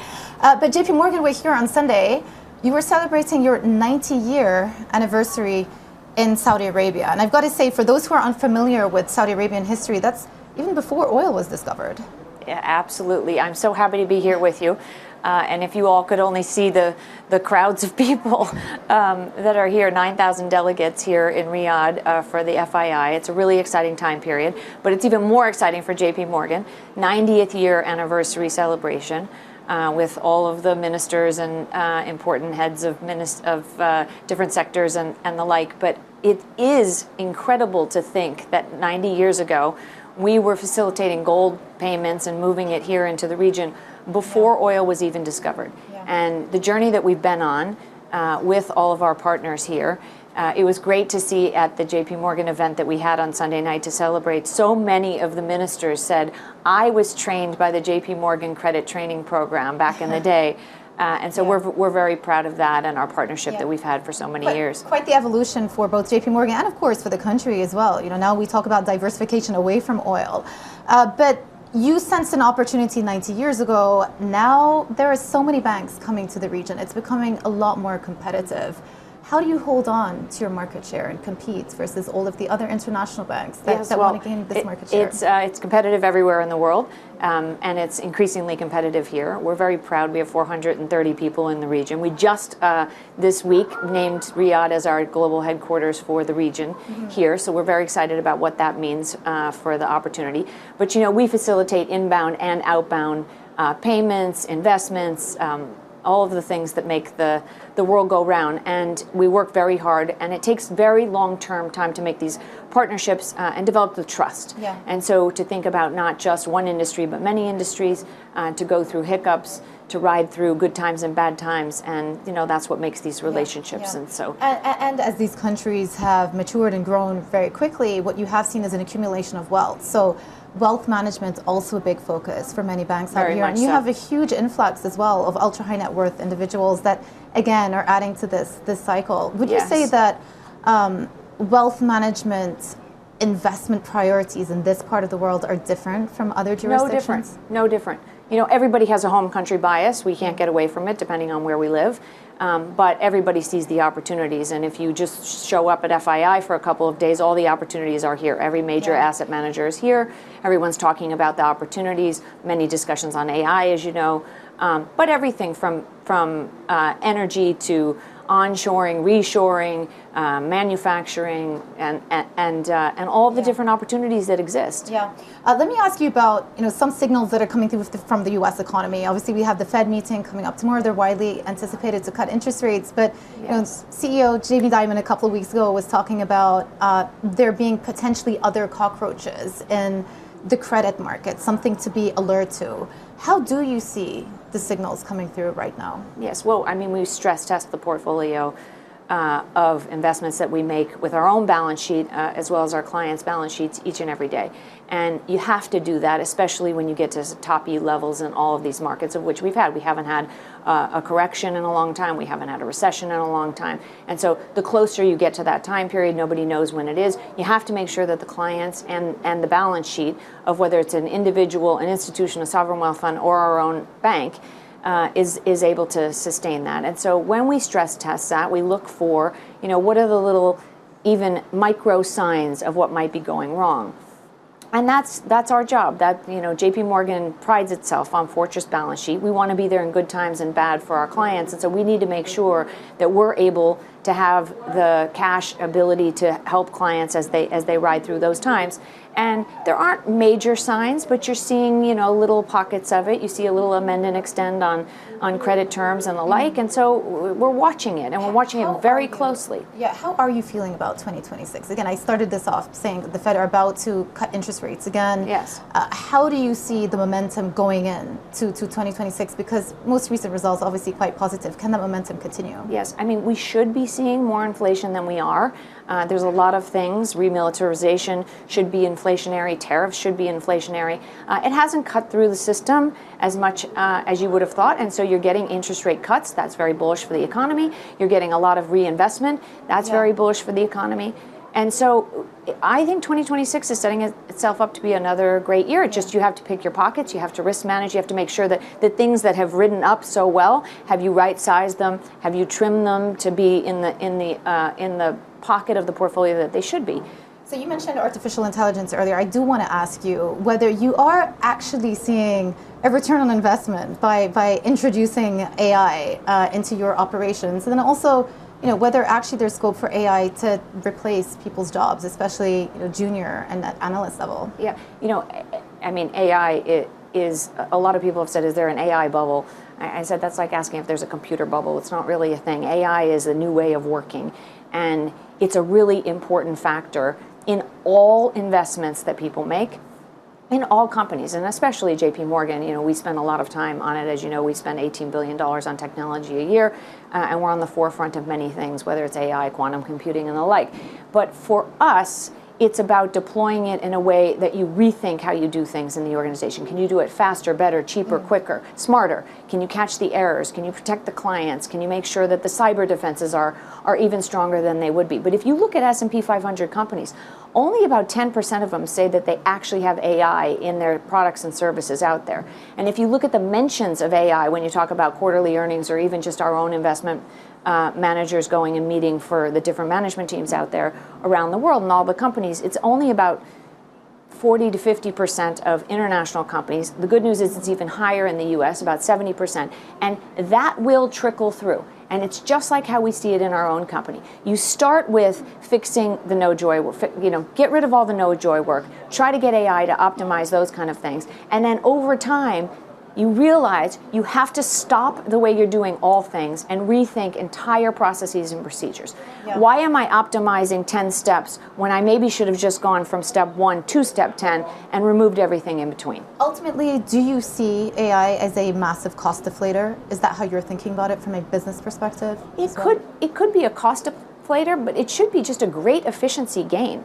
And the better you can do things and the better products and services, and they're tailored just to you. I know exactly what you want on which day, what you've been waiting for, what you're nervous about, and how do I customize that, and then how do I do that at scale? And when I can do that with AI, and if I have curious talent, that's all you need is curiosity and a little AI, and you can go very far in making the right products and services for the clients of the future. Yeah. Ultimately, though, do you see some of these jobs, as I mentioned, those entry-level jobs, being replaced by AI? Not at all. Somebody earlier today said, yes, a lot of jobs will be replaced. I totally disagree with that. I think the jobs that will be replaced are those for the people that are not curious, for the people that are not using AI, for the people that don't say, how do I rethink this? How do I dig in deeper? And so every time you get to think about using the technology that's at your fingertips and figuring out, how many times did you mention something last week when I was watching you on late night Bloomberg TV, which I do every night of my life, and it's a great joy to hear all of the things that you're covering. And you say to yourself, well, if I could just plug that in, if I could have it summarize what you're saying every night for me, and I could think about how I'm going to apply that, and then I take those vast streams of information. That's all you need. You need curiosity, and you need great people to do it. So I don't think it's a job destroyer for those kind of people. I think it's a job destroyer for the people that are waiting and fearful that it is going to take over their job. Mary, thank you so much. Also, it's good to know that I have at least one viewer for our Bloomberg Horizons show. John, I'll toss it back to you. Jemana, thank you. We want them to tune in and watch, not just summarize what someone might have heard overnight. Anyway, Jemana, thank you very much. Appreciate it. As we count you down to the opening bell, here's your trading diary for the week ahead. At 12 p.m. Eastern Time, NVIDIA CEO Jensen Huang speaking at NVIDIA's tech conference on Wednesday, the Fed's interest rate decision and news conference with Chairman Powell, plus earnings from Microsoft, Alphabet, Meta. Thursday, President Trump and the Chinese leader Xi Jinping meeting in South Korea. Plus, we get more tech earnings from Apple and Amazon. And an ECB rate decision is just around the corner too. Coming up tomorrow, here's the lineup for you. Julian Emmanuel of Evercore, Gargi Chowdhury of BlackRock, Alicia Levine of BNY Wealth, Jay Goldberg of Seaport. Why is Jay interesting? The only sell on NVIDIA, 73 buys, 6 holds, 1 single sell, and it belongs to that man right there. NVIDIA is going to be important tomorrow. You know why? After Jensen Huang speaks in Washington, D.C., he's going to meet with the President of the United States before the President sits down with Xi. A very, very busy week begins tomorrow with an interest rate decision from the Federal Reserve and a lot of tech earnings. More than $10 trillion of market cap reporting. From New York City this morning, good morning. Thank you for choosing Bloomberg TV. This was Bloomberg Surveillance.